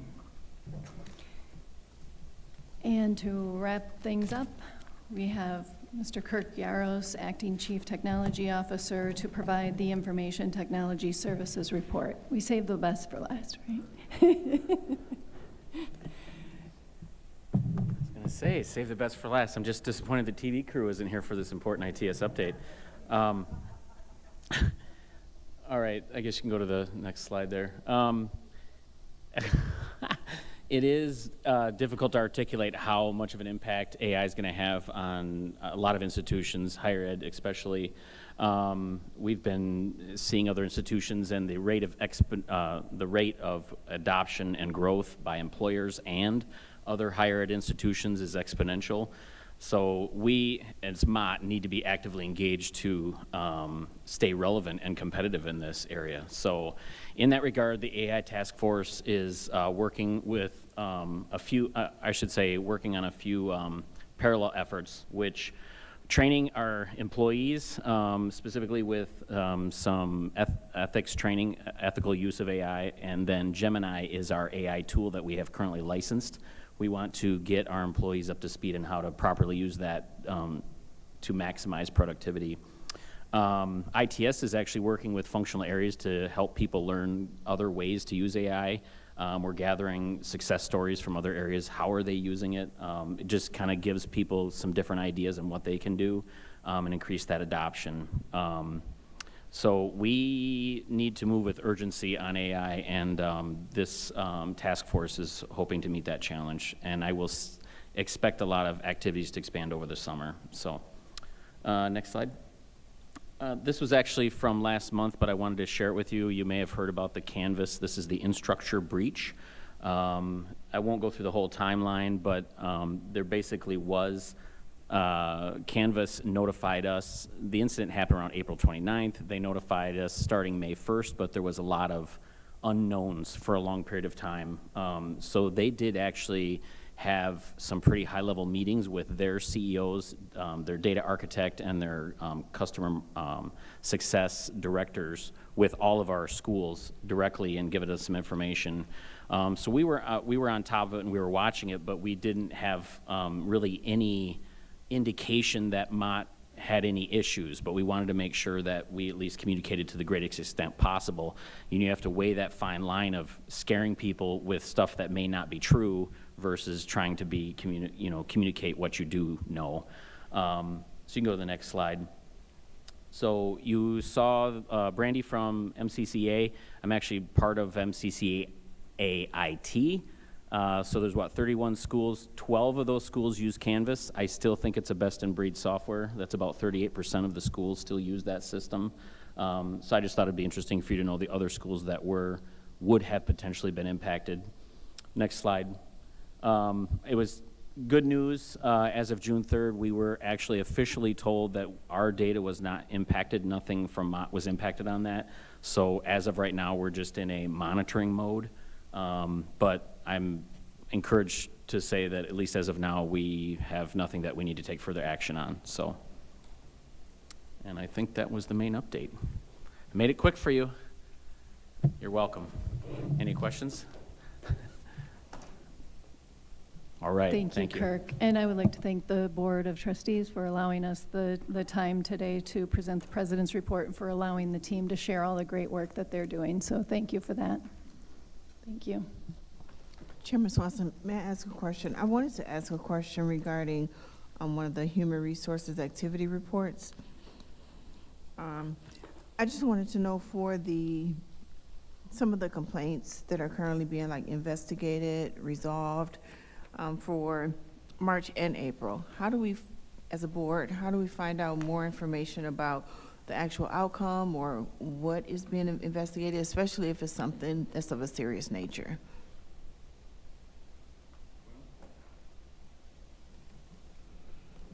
I don't have an answer for you on that right now, but I will find out for you. Thank you. Okay, we're about halfway through the meeting now, so. We're to public comment, board comments, not public. Lord, no more of that. But, yeah. Kenyatta, do you have any comments that you'd like to leave the board with?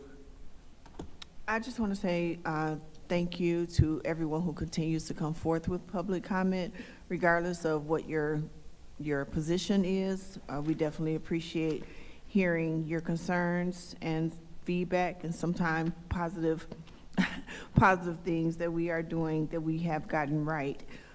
I would like to follow up on what is the process for the public comments that comes forward?